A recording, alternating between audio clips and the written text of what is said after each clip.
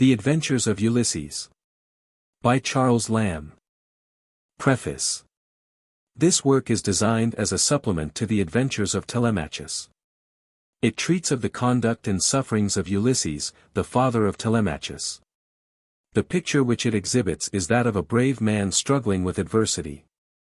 By a wise use of events, and with an inimitable presence of mind under difficulties, forcing out a way for himself through the severest trials to which human life can be exposed, with enemies natural and preternatural surrounding him on all sides.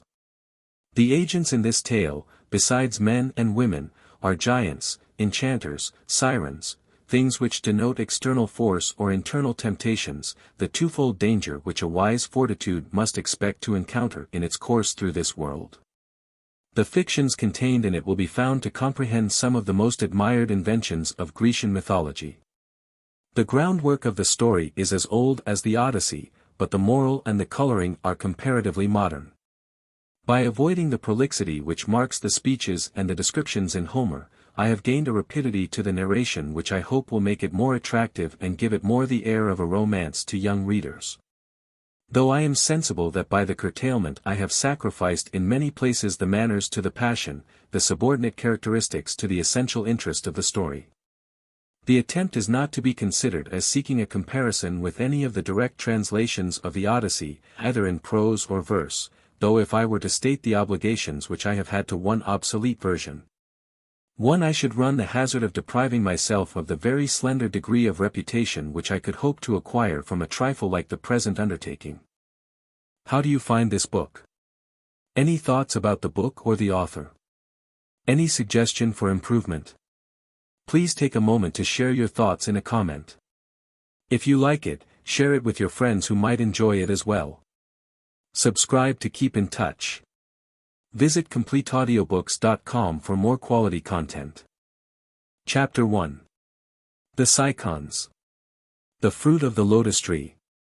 Polyphemus and the Cyclops. The kingdom of the winds, and god Aeolus's fatal present. The Laestrygonian man-eaters. This history tells of the wanderings of Ulysses and his followers in their return from Troy, after the destruction of that famous city of Asia by the Grecians. He was inflamed with a desire of seeing again, after a 10 years' absence, his wife and native country, Ithaca. He was king of a barren spot, and a poor country in comparison of the fruitful plains of Asia, which he was leaving, or the wealthy kingdoms which he touched upon in his return. Yet, wherever he came, he could never see a soil which appeared in his eyes half so sweet or desirable as his country earth. This made him refuse the offers of the goddess Calypso to stay with her, and partake of her immortality in the delightful island, and this gave him strength to break from the enchantments of Circe, the daughter of the sun. From Troy, ill winds cast Ulysses and his fleet upon the coast of the Cicons, a people hostile to the Grecians. Landing his forces, he laid siege to their chief city, Ismarus, which he took, and with it much spoil, and slew many people.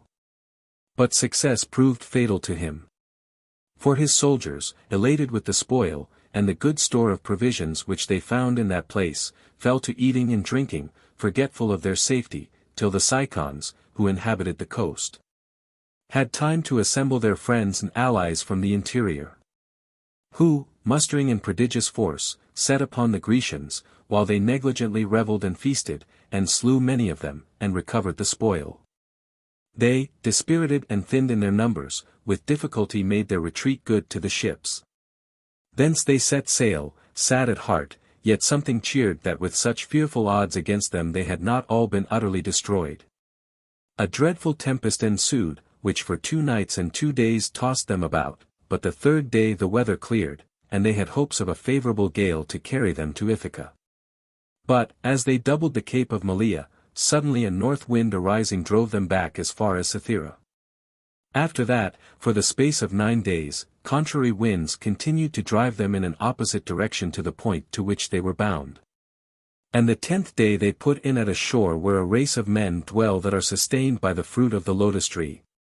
Here Ulysses sent some of his men to land for fresh water, who were met by certain of the inhabitants, that gave them some of their country food to eat, not with any ill intention towards them, though in the event it proved pernicious. For, having eaten of this fruit, so pleasant it proved to their appetite that they in a minute quite forgot all thoughts of home, or of their countrymen, or of ever returning back to the ships to give an account of what sort of inhabitants dwelt there, but they would needs stay and live there among them, and eat of that precious food forever. And when Ulysses sent other of his men to look for them, and to bring them back by force, they strove, and wept, and would not leave their food for heaven itself, so much the pleasure of that enchanting fruit had bewitched them. But Ulysses caused them to be bound hand and foot, and cast under the hatches, and set sail with all possible speed from that baneful coast, lest others after them might taste the Lotos, which had such strange qualities to make men forget their native country and the thoughts of home. Coasting on all that night by unknown and out-of-the-way shores, they came by daybreak to the land where the Cyclops dwell, a sort of giant shepherds that neither sow nor plough. But the earth untilled produces for them rich wheat and barley and grapes, yet they have neither bread nor wine, nor know the arts of cultivation, nor care to know them. For they live each man to himself, without law or government, or anything like a state or kingdom, but their dwellings are in caves, on the steep heads of mountains, every man's household governed by his own caprice, or not governed at all. Their wives and children as lawless as themselves, none caring for others, but each doing as he or she thinks good. Ships or boats they have none, nor artificers to make them, no trade or commerce, or wish to visit other shores. Yet they have convenient places for harbors and for shipping. Here Ulysses with a chosen party of 12 followers landed, to explore what sort of men dwelt there, whether hospitable and friendly to strangers, or altogether wild and savage, for as yet no dwellers appeared in sight. The first sign of habitation which they came to was a giant's cave rudely fashioned, but of a size which betokened the vast proportions of its owner. The pillars which supported it being the bodies of huge oaks or pines, in the natural state of the tree, and all about showed more marks of strength than skill in whoever built it. Ulysses, entering it, admired the savage contrivances and artless structure of the place, and longed to see the tenant of so outlandish a mansion.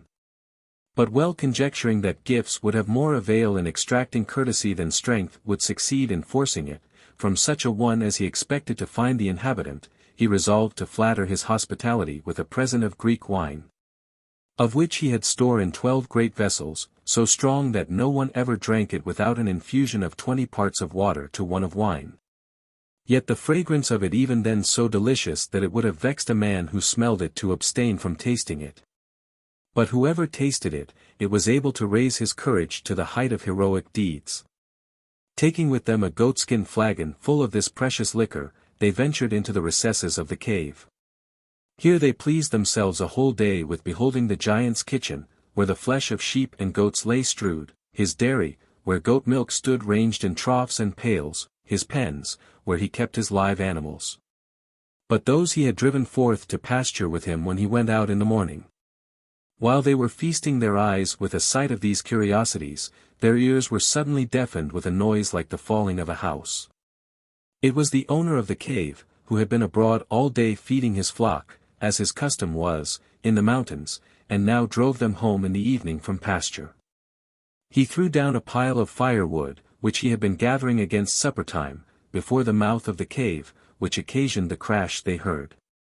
The Grecians hid themselves in the remote parts of the cave at sight of the uncouth monster. It was Polyphemus, the largest and savagest of the Cyclops, who boasted himself to be the son of Neptune. He looked more like a mountain crag than a man, and to his brutal body he had a brutish mind answerable. He drove his flock, all that gave milk, to the interior of the cave, but left the rams and the he-goats without. Then taking up a stone so massy that 20 oxen could not have drawn it, he placed it at the mouth of the cave, to defend the entrance, and sat him down to milk his ewes and his goats. Which done, he lastly kindled a fire, and throwing his great eye round the cave, for the Cyclops have no more than one eye, and that placed in the midst of their forehead, by the glimmering light he discerned some of Ulysses's men. Ho! Guests, what are you? Merchants or wandering thieves? He bellowed out in a voice which took from them all power of reply, it was so astounding. Only Ulysses summoned resolution to answer, that they came neither for plunder nor traffic, but were Grecians who had lost their way, returning from Troy. Which famous city, under the conduct of Agamemnon, the renowned son of Atreus, they had sacked, and laid level with the ground. Yet now they prostrated themselves humbly before his feet, whom they acknowledged to be mightier than they, and besought him that he would bestow the rights of hospitality upon them, for that Jove was the avenger of wrongs done to strangers, and would fiercely resent any injury which they might suffer. Fool, said the Cyclop, to come so far to preach to me the fear of the gods. We Cyclops care not for your Jove, whom you fable to be nursed by a goat, nor any of your blessed ones. We are stronger than they, and dare bid open battle to Jove himself, though you and all your fellows of the earth join with him. And he bade them tell him where their ship was in which they came, and whether they had any companions. But Ulysses, with a wise caution, made answer that they had no ship or companions, but were unfortunate men, whom the sea, splitting their ship in pieces, had dashed upon his coast, and they alone had escaped. He replied nothing, but gripping two of the nearest of them, as if they had been no more than children, he dashed their brains out against the earth, and, shocking to relate, tore in pieces their limbs, and devoured them yet warm and trembling, making a lion's meal of them, lapping the blood. For the Cyclops are man-eaters, and esteem human flesh to be a delicacy far above goats or kids, though by reason of their abhorred customs few men approach their coast, except some stragglers, or now and then a shipwrecked mariner. At a sight so horrid, Ulysses and his men were like distracted people. He, when he had made an end of his wicked supper, drained a draught of goat's milk down his prodigious throat, and lay down and slept among his goats. Then Ulysses drew his sword, and half resolved to thrust it with all his might in at the bosom of the sleeping monster. But wiser thoughts restrained him, else they had there without help all perished, for none but Polyphemus himself could have removed that mass of stone which he had placed to guard the entrance. So they were constrained to abide all that night in fear. When day came the Cyclop awoke, and kindling a fire, made his breakfast of two other of his unfortunate prisoners, then milked his goats as he was accustomed, and pushing aside the vast stone, and shutting it again when he had done upon the prisoners, with as much ease as a man opens and shuts a quiver's lid, he led out his flock, and drove them before him with whistlings, as sharp as winds in storms, to the mountains. Then Ulysses, of whose strength or cunning the Cyclop seems to have had as little heed as of an infant's, being left alone, with the remnant of his men which the Cyclop had not devoured, gave manifest proof how far manly wisdom excels brutish force. He chose a stake from among the wood which the Cyclop had piled up for firing, in length and thickness like a mast, which he sharpened and hardened in the fire, and selected 4 men, and instructed them what they should do with this stake, and made them perfect in their parts. When the evening was come, the Cyclop drove home his sheep. And as fortune directed it, either of purpose, or that his memory was overruled by the gods to his hurt, as in the issue it proved, he drove the males of his flock, contrary to his custom, along with the dams into the pens. Then shutting to the stone of the cave, he fell to his horrible supper. When he had dispatched 2 more of the Grecians, Ulysses waxed bold with the contemplation of his project, and took a bowl of Greek wine, and merrily dared the Cyclop to drink. Cyclop, he said, take a bowl of wine from the hand of your guest, it may serve to digest the man's flesh that you have eaten, and show what drink our ship held before it went down. All I ask in recompense, if you find it good, is to be dismissed in a whole skin. Truly you must look to have few visitors, if you observe this new custom of eating your guests. The brute took and drank, and vehemently enjoyed the taste of wine, which was new to him, and swillied again at the flagon, and entreated for more, and prayed Ulysses to tell him his name, that he might bestow a gift upon the man who had given him such brave liquor. The Cyclops, he said, had grapes, but this rich juice, he swore, was simply divine. Again Ulysses plied him with the wine, and the fool drank it as fast as he poured out, and again he asked the name of his benefactor, which Ulysses, cunningly dissembling, said, My name is Nomen, my kindred and friends in my own country call me Nomen. Then, said the Cyclop, this is the kindness I will show thee, Nomen, I will eat thee last of all thy friends. He had scarce expressed his savage kindness, when the fumes of the strong wine overcame him, and he reeled down upon the floor and sank into a dead sleep. Ulysses watched his time, while the monster lay insensible, and, heartening up his men, they placed the sharp end of the stake in the fire till it was heated red-hot, and some god gave them a courage beyond that which they were used to have. And the 4 men with difficulty bored the sharp end of the huge stake, which they had heated red-hot, right into the eye of the drunken cannibal, and Ulysses helped to thrust it in with all his might, still farther and farther, with effort. As men bore with an auger, till the scalded blood gushed out, and the eyeball smoked, and the strings of the eye cracked, as the burning rafter broke in it, and the eye hissed, as hot iron hisses when it is plunged into water. He, waking, roared with the pain so loud that all the cavern broke into claps like thunder. They fled, and dispersed into corners. He plucked the burning stake from his eye, and hurled the wood madly about the cave. Then he cried out with a mighty voice for his brethren the Cyclops, that dwelt hard by in caverns upon hills. They, hearing the terrible shout, came flocking from all parts to inquire, what ailed Polyphemus. And what cause he had for making such horrid clamours in the night time to break their sleeps. If his fright proceeded from any mortal. If strength or craft had given him his death's blow. He made answer from within that no man had hurt him, no man had killed him, no man was with him in the cave.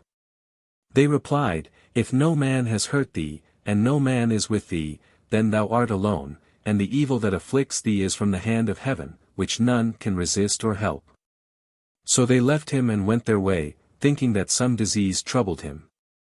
He, blind and ready to split with the anguish of the pain, went groaning up and down in the dark, to find the doorway, which when he found, he removed the stone, and sat in the threshold. Feeling if he could lay hold on any man going out with the sheep, which, the day now breaking, were beginning to issue forth to their accustomed pastures. But Ulysses, whose first artifice in giving himself that ambiguous name had succeeded so well with the Cyclops, was not of a wit so gross to be caught by that palpable device. But casting about in his mind all the ways which he could contrive for escape, no less than all their lives depending on the success, at last he thought of this expedient. He made knots of the osier twigs upon which the Cyclops commonly slept.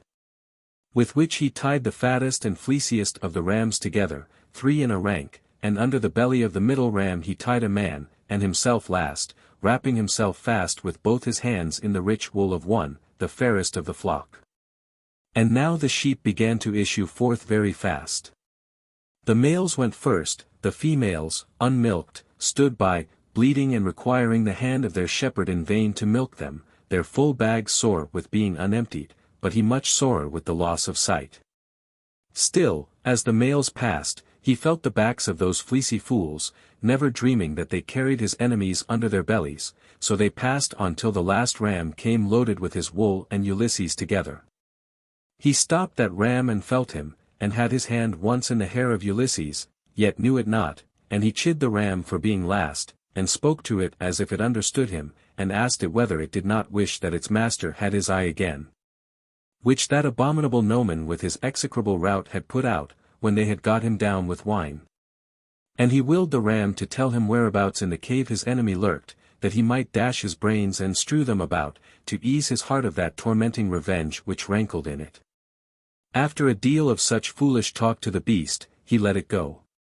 When Ulysses found himself free, he let go his hold, and assisted in disengaging his friends. The rams which had befriended them they carried off with them to the ships, where their companions with tears in their eyes received them, as men escaped from death. They plied their oars, and set their sails, and when they were got as far off from shore as a voice could reach, Ulysses cried out to the Cyclops, Cyclops, thou shouldst not have so much abused thy monstrous strength, as to devour thy guests. Jove by my hand sends thee requital to pay thy savage inhumanity.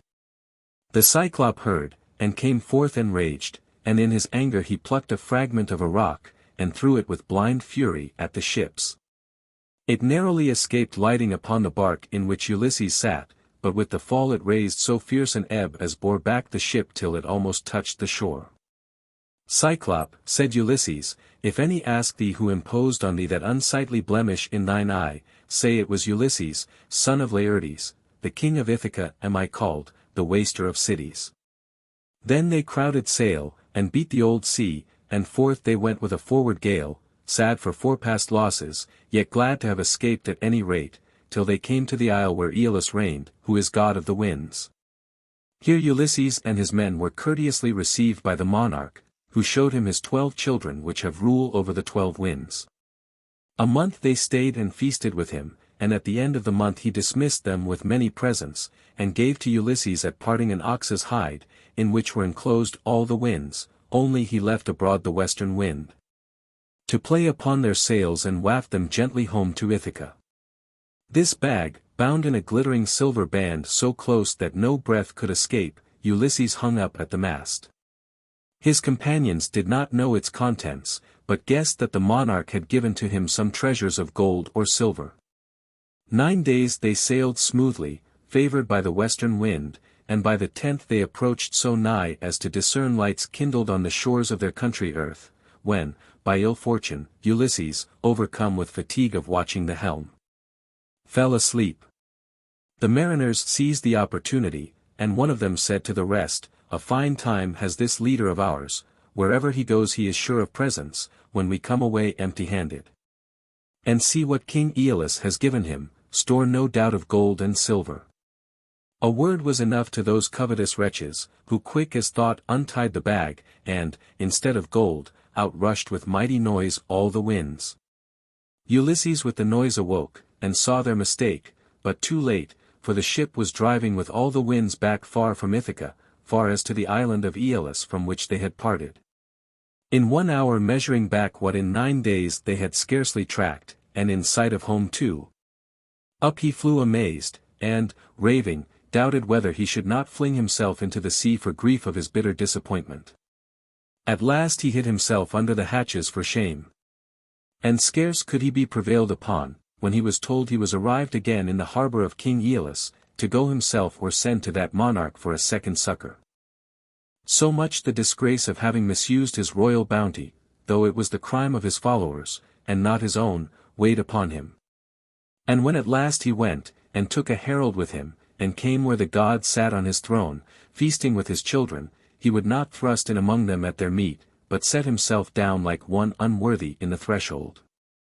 Indignation seized Aeolus to behold him in that manner returned, and he said, "Ulysses, what has brought you back? Are you so soon tired of your country, or did not our present please you? We thought we had given you a kingly passport." Ulysses made answer, "My men have done this ill mischief to me, they did it while I slept." "Wretch," said Aeolus, "avaunt, and quit our shores, it fits not us to convoy men whom the gods hate, and will have perish." Forth they sailed, but with far different hopes than when they left the same harbour the first time with all the winds confined, only the west wind suffered to play upon their sails to waft them in gentle murmurs to Ithaca.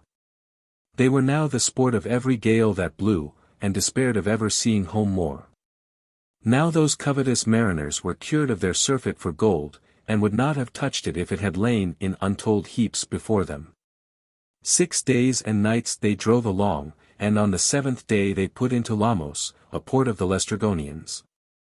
So spacious this harbour was that it held with ease all their fleet, which rode at anchor, safe from any storms, all but the ship in which Ulysses was embarked. He, as if prophetic of the mischance which followed, kept still without the harbour, making fast his bark to a rock at the land's point, which he climbed with purpose to survey the country. He saw a city with smoke ascending from the roofs, but neither ploughs going, nor oxen yoked, nor any sign of agricultural works. Making choice of 2 men, he sent them to the city to explore what sort of inhabitants dwelt there. His messengers had not gone far before they met a damsel, of stature surpassing human, who was coming to draw water from a spring. They asked her who dwelt in that land. She made no reply, but led them in silence to her father's palace. He was a monarch, and named Antiphas. He and all his people were giants. When they entered the palace, a woman, the mother of the damsel, but far taller than she, rushed abroad and called for Antiphas. He came, and snatching up one of the 2 men, made as if he would devour him. The other fled. Antiphas raised a mighty shout, and instantly, this way and that, multitudes of gigantic people issued out at the gates, and, making for the harbor, tore up huge pieces of the rocks and flung them at the ships which lay there. All which they utterly overwhelmed and sank. And the unfortunate bodies of men which floated, and which the sea did not devour, these cannibals thrust through with harpoons, like fishes, and bore them off to their dire feast. Ulysses with his single bark, that had never entered the harbor, escaped, that bark which was now the only vessel left of all the gallant navy that had set sail with him from Troy. He pushed off from the shore, cheering the sad remnant of his men, whom horror at the sight of their countrymen's fate had almost turned to marble. Chapter 2. The House of Circe. Men changed into beasts. The voyage to hell. The banquet of the dead.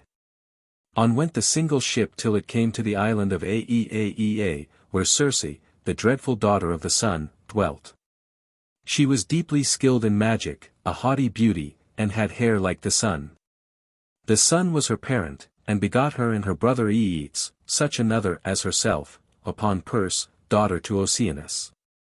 Here a dispute arose among Ulysses's men, which of them should go ashore and explore the country, for there was a necessity that some should go to procure water and provisions, their stock of both being nigh spent.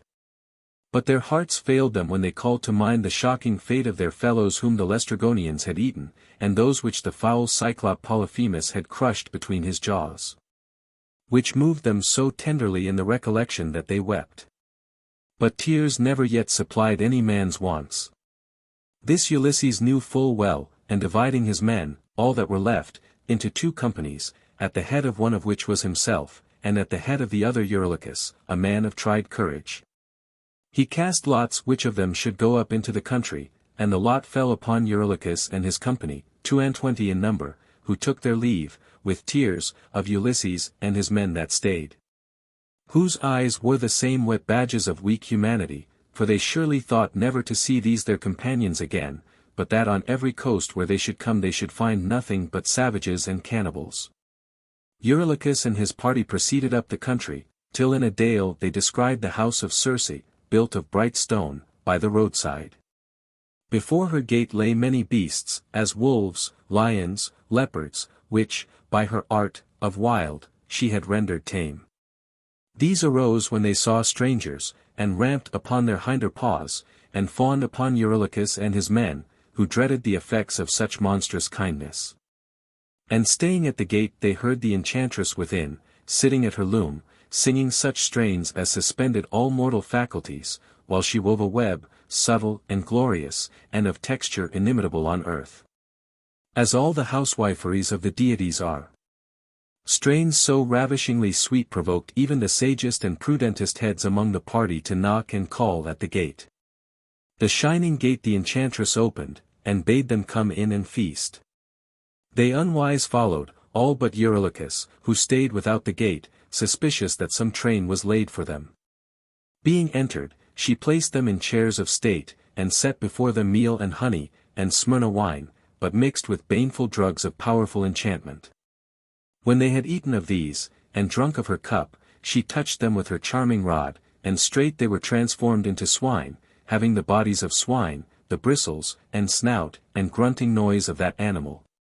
Only they still retained the minds of men, which made them the more to lament their brutish transformation.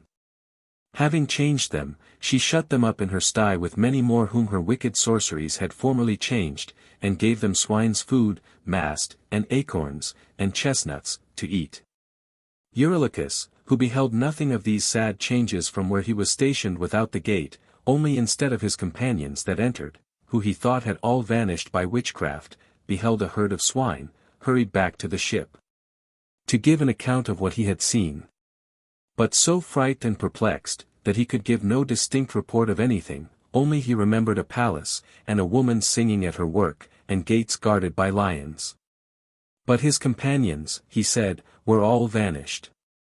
Then Ulysses, suspecting some foul witchcraft, snatched his sword and his bow, and commanded Eurylochus instantly to lead him to the place. But Eurylochus fell down, and, embracing his knees, besought him by the name of a man whom the gods had in their protection, not to expose his safety, and the safety of them all, to certain destruction.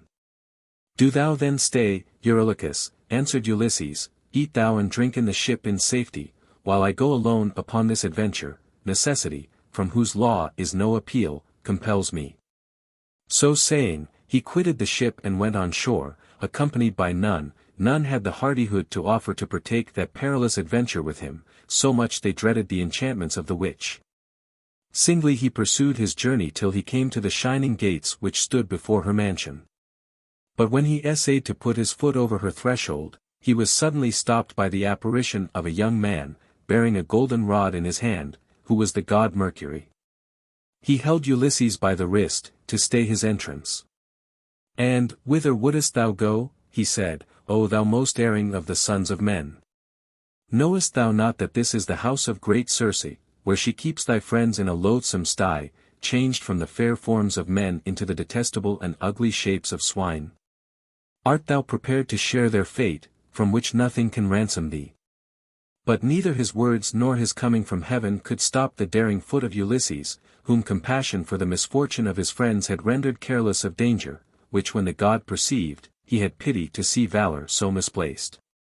And gave him the flower of the herb moly, which is sovereign against enchantments. The moly is a small unsightly root, its virtues but little known and in low estimation. The dull shepherd treads on it every day with his clout shoes. But it bears a small white flower, which is medicinal against charms, blights, mildews, and damps. Take this in thy hand, said Mercury, and with it boldly enter her gates. When she shall strike thee with her rod, thinking to change thee, as she has changed thy friends, boldly rush in upon her with thy sword, and extort from her the dreadful oath of the gods, that she will use no enchantments against thee. Then force her to restore thy abused companions. He gave Ulysses the little white flower, and, instructing him how to use it, vanished. When the god was departed, Ulysses with loud knockings beat at the gate of the palace. The shining gates were opened, as before, and great Circe with hospitable cheer invited in her guest. She placed him on a throne with more distinction than she had used to his fellows. She mingled wine in a costly bowl, and he drank of it, mixed with those poisonous drugs. When he had drunk, she struck him with her charming rod, and, to your sty, she cried, out, swine! Mingle with your companions. But those powerful words were not proof against the preservative which Mercury had given to Ulysses. He remained unchanged, and, as the god had directed him, boldly charged the witch with his sword, as if he meant to take her life. Which when she saw, and perceived that her charms were weak against the antidote which Ulysses bore about him, she cried out and bent her knees beneath his sword, embracing his, and said, Who or what manner of man art thou? Never drank any man before thee of this cup but he repented it in some brute's form. Thy shape remains unaltered as thy mind. Thou canst be none other than Ulysses, renowned above all the world for wisdom, whom the fates have long since decreed that I must love. This haughty bosom bends to thee. O Ithaca, a goddess woos thee to her bed. O Circe, he replied, how canst thou treat of love or marriage with one whose friends thou hast turned into beasts? And now offerest him thy hand in wedlock, only that thou mightest have him in thy power, to live the life of a beast with thee, naked, effeminate, subject to thy will, perhaps to be advanced in time to the honor of a place in thy sty. What pleasure canst thou promise which may tempt the soul of a reasonable man? Thy meats, spiced with poison, or thy wines, drugged with death. Thou must swear to me that thou wilt never attempt against me the treasons which thou hast practiced upon my friends. The enchantress, won by the terror of his threats, or by the violence of that new love which she felt kindling in her veins for him, swore by Styx, the great oath of the gods, that she meditated no injury to him. Then Ulysses made show of gentler treatment, which gave her hopes of inspiring him with a passion equal to that which she felt. She called her handmaids, for that served her in chief, who were daughters to her silver fountains, to her sacred rivers, and to her consecrated woods, to deck her apartments, to spread rich carpets. And set out her silver tables with dishes of the purest gold, and meat as precious as that which the gods eat, to entertain her guest. One brought water to wash his feet, and one brought wine to chase away, with a refreshing sweetness, the sorrows that had come of late so thick upon him, and hurt his noble mind. They strewed perfumes on his head, and, after he had bathed in a bath of the choicest aromatics, they brought him rich and costly apparel to put on. Then he was conducted to a throne of massy silver, and a regale, fit for Jove when he banquets, was placed before him. But the feast which Ulysses desired was to see his friends, the partners of his voyage, once more in the shapes of men. And the food which could give him nourishment must be taken in at his eyes. Because he missed this sight, he sat melancholy and thoughtful, and would taste of none of the rich delicacies placed before him. Which when Circe noted, she easily divined the cause of his sadness, and leaving the seat in which she sat throned, went to her sty, and led abroad his men, who came in like swine, and filled the ample hall, where Ulysses sat, with gruntings.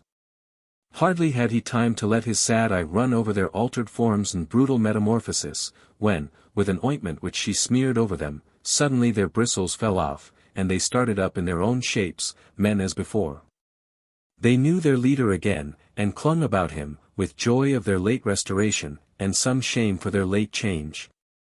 And wept so loud, blubbering out their joy in broken accents, that the palace was filled with a sound of pleasing mourning, and the witch herself, great Circe, was not unmoved at the sight. To make her atonement complete, she sent for the remnant of Ulysses's men who stayed behind at the ship, giving up their great commander for lost. Who when they came, and saw him again alive, circled with their fellows, no expression can tell what joy they felt. They even cried out with rapture, and to have seen their frantic expressions of mirth a man might have supposed that they were just in sight of their country earth, the cliffs of rocky Ithaca. Only Eurylochus would hardly be persuaded to enter that palace of wonders, for he remembered with a kind of horror how his companions had vanished from his sight. Then great Circe spake, and gave order that there should be no more sadness among them, nor remembering of past sufferings. For as yet they fared like men that are exiles from their country, and if a gleam of mirth shot among them, it was suddenly quenched with the thought of their helpless and homeless condition. Her kind persuasions wrought upon Ulysses and the rest, and they spent 12 months in all manner of delight with her in her palace. For Circe was a powerful magician, and could command the moon from her sphere, or unroot the solid oak from its place to make it dance for their diversion, and by the help of her illusions she could vary the taste of pleasures, and contrive delights, recreations, and jolly pastimes, to fetch the day about from sun to sun, and rock the tedious year as in a delightful dream. At length Ulysses awoke from the trance of the faculties into which her charms had thrown him, and the thought of home returned with tenfold vigor to goad and sting him. That home where he had left his virtuous wife Penelope, and his young son Telemachus. One day when Circe had been lavish of her caresses, and was in her kindest humor, he moved her subtly, and as it were afar off, the question of his home return. To which she answered firmly, O Ulysses, it is not in my power to detain one whom the gods have destined to further trials. But leaving me, before you pursue your journey home, you must visit the house of Hades, or Death, to consult the shade of Tiresias the Theban prophet. To whom alone, of all the dead, Proserpine, queen of hell, has committed the secret of future events, it is he that must inform you whether you shall ever see again your wife and country. O Circe, he cried, that is impossible, who shall steer my course to Pluto's kingdom? Never ship had strength to make that voyage. Seek no guide, she replied. But raise you your mast, and hoist your white sails, and sit in your ship in peace, the north wind shall waft you through the seas, till you shall cross the expanse of the ocean and come to where grow the poplar groves and willows pale of Proserpine, where Pyriphlegethon and Cocytus and Acheron mingle their waves. Cocytus is an arm of Styx, the forgetful river. Here dig a pit, and make it a cubit broad and a cubit long, and pour in milk, and honey, and wine, and the blood of a ram, and the blood of a black ewe, and turn away thy face while thou pourest in. And the dead shall come flocking to taste the milk and the blood. But suffer none to approach thy offering till thou hast inquired of Tiresias all which thou wishest to know. He did as great Circe had appointed. He raised his mast, and hoisted his white sails, and sat in his ship in peace. The north wind wafted him through the seas, till he crossed the ocean, and came to the sacred woods of Proserpine. He stood at the confluence of the three floods, and digged a pit, as she had given directions, and poured in his offering, the blood of a ram, and the blood of a black ewe, milk, and honey, and wine, and the dead came to his banquet. Aged men, and women, and youths, and children who died in infancy. But none of them would he suffer to approach, and dip their thin lips in the offering, till Tiresias was served, not though his own mother was among the number, whom now for the first time he knew to be dead. For he had left her living when he went to Troy, and she had died since his departure, and the tidings never reached him. Though it irked his soul to use constraint upon her, yet in compliance with the injunction of great Circe he forced her to retire along with the other ghosts. Then Tiresias, who bore a golden scepter, came and lapped of the offering, and immediately he knew Ulysses, and began to prophesy. He denounced woe to Ulysses, woe, woe. And many sufferings, through the anger of Neptune for the putting out of the eye of the sea god sun. Yet there was safety after suffering, if they could abstain from slaughtering the oxen of the sun after they landed in the triangular island. For Ulysses, the gods had destined him from a king to become a beggar, and to perish by his own guests, unless he slew those who knew him not. This prophecy, ambiguously delivered, was all that Tiresias was empowered to unfold, or else there was no longer place for him. For now the souls of the other dead came flocking in such numbers, tumultuously demanding the blood, that freezing horror seized the limbs of the living Ulysses, to see so many, and all dead, and he the only one alive in that region. Now his mother came and lapped the blood, without restraint from her son, and now she knew him to be her son, and inquired of him why he had come alive to their comfortless habitations. And she said that affliction for Ulysses's long absence had preyed upon her spirits, and brought her to the grave. Ulysses's soul melted at her moving narration, and forgetting the state of the dead, and that the airy texture of disembodied spirits does not admit of the embraces of flesh and blood. He threw his arms about her to clasp her. The poor ghost melted from his embrace, and, looking mournfully upon him, vanished away. Then saw he other females, Tyro, who when she lived was the paramour of Neptune, and by him had Peleus and Neleus. Antiope, who bore two like sons to Jove, Amphion and Zethus, founders of Thebes. Alcmena, the mother of Hercules, with her fair daughter, afterwards her daughter-in-law, Megara. There also Ulysses saw Jocasta, the unfortunate mother and wife of Oedipus, who, ignorant of kin, wedded with her son, and when she had discovered the unnatural alliance, for shame and grief hanged herself. He continued to drag a wretched life above the earth, haunted by the dreadful Furies. There was Leda, the wife of Tyndarus, the mother of the beautiful Helen, and of the two brave brothers Castor and Pollux, who obtained this grace from Jove, that, being dead, they should enjoy life alternately, living in pleasant places under the earth. For Pollux had prayed that his brother Castor, who was subject to death, as the son of Tyndarus, should partake of his own immortality, which he derived from an immortal sire. This the fates denied. Therefore Pollux was permitted to divide his immortality with his brother Castor, dying and living alternately. There was Iphimedia, who bore two sons to Neptune that were giants, Otus and Ephialtes. Earth in her prodigality never nourished bodies to such portentous size and beauty as these two children were of, except Orion. At 9 years old they had imaginations of climbing to heaven to see what the gods were doing. They thought to make stairs of mountains, and were for piling Ossa upon Olympus, and setting Pelion upon that, and had perhaps performed it, if they had lived till they were striplings. But they were cut off by death in the infancy of their ambitious project. Phaedra was there, and Procris, and Ariadne, mournful for Theseus's desertion, and Mera, and Clymene, and Eriphyle, who preferred gold before wedlock faith. But now came a mournful ghost, that late was Agamemnon, son of Atreus, the mighty leader of all the host of Greece and their confederate kings that warred against Troy. He came with the rest to sip a little of the blood at that uncomfortable banquet. Ulysses was moved with compassion to see him among them, and asked him what untimely fate had brought him there, if storms had overwhelmed him coming from Troy, or if he had perished in some mutiny by his own soldiers at a division of the prey.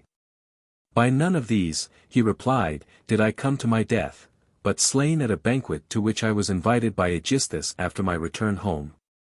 He conspiring with my adulterous wife, they laid a scheme for my destruction, training me forth to a banquet as an ox goes to the slaughter, and, there surrounding me, they slew me with all my friends about me.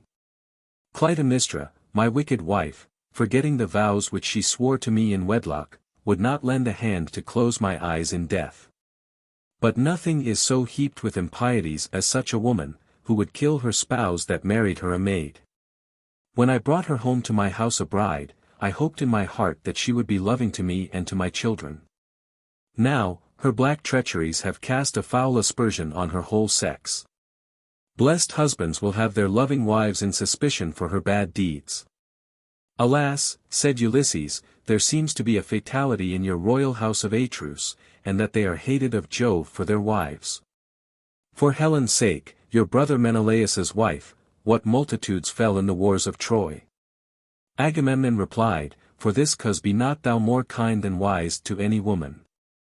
Let not thy words express to her at any time all that is in thy mind, keep still some secrets to thyself. But thou by any bloody contrivances of thy wife never needst fear to fall. Exceeding wise she is, and to her wisdom she has a goodness as eminent. Icarius' daughter, Penelope the chaste, we left her a young bride when we parted from our wives to go to the wars, her first child sucking at her breast, the young Telemachus, whom you shall see grown up to manhood on your return. And he shall greet his father with befitting welcomes. My Orestes, my dear son, I shall never see again. His mother has deprived his father of the sight of him, and perhaps will slay him as she slew his sire. It is now no world to trust a woman in. But what says fame? Is my son yet alive? Lives he in Orchomen, or in Pylos, or is he resident in Sparta, in his uncle's court? As yet, I see, divine Orestes is not here with me. To this Ulysses replied that he had received no certain tidings where Orestes abode, only some uncertain rumors which he could not report for truth. While they held this sad conference, with kind tears striving to render unkind fortunes more palatable, the soul of great Achilles joined them. What desperate adventure has brought Ulysses to these regions, said Achilles. To see the end of dead men, and their foolish shades.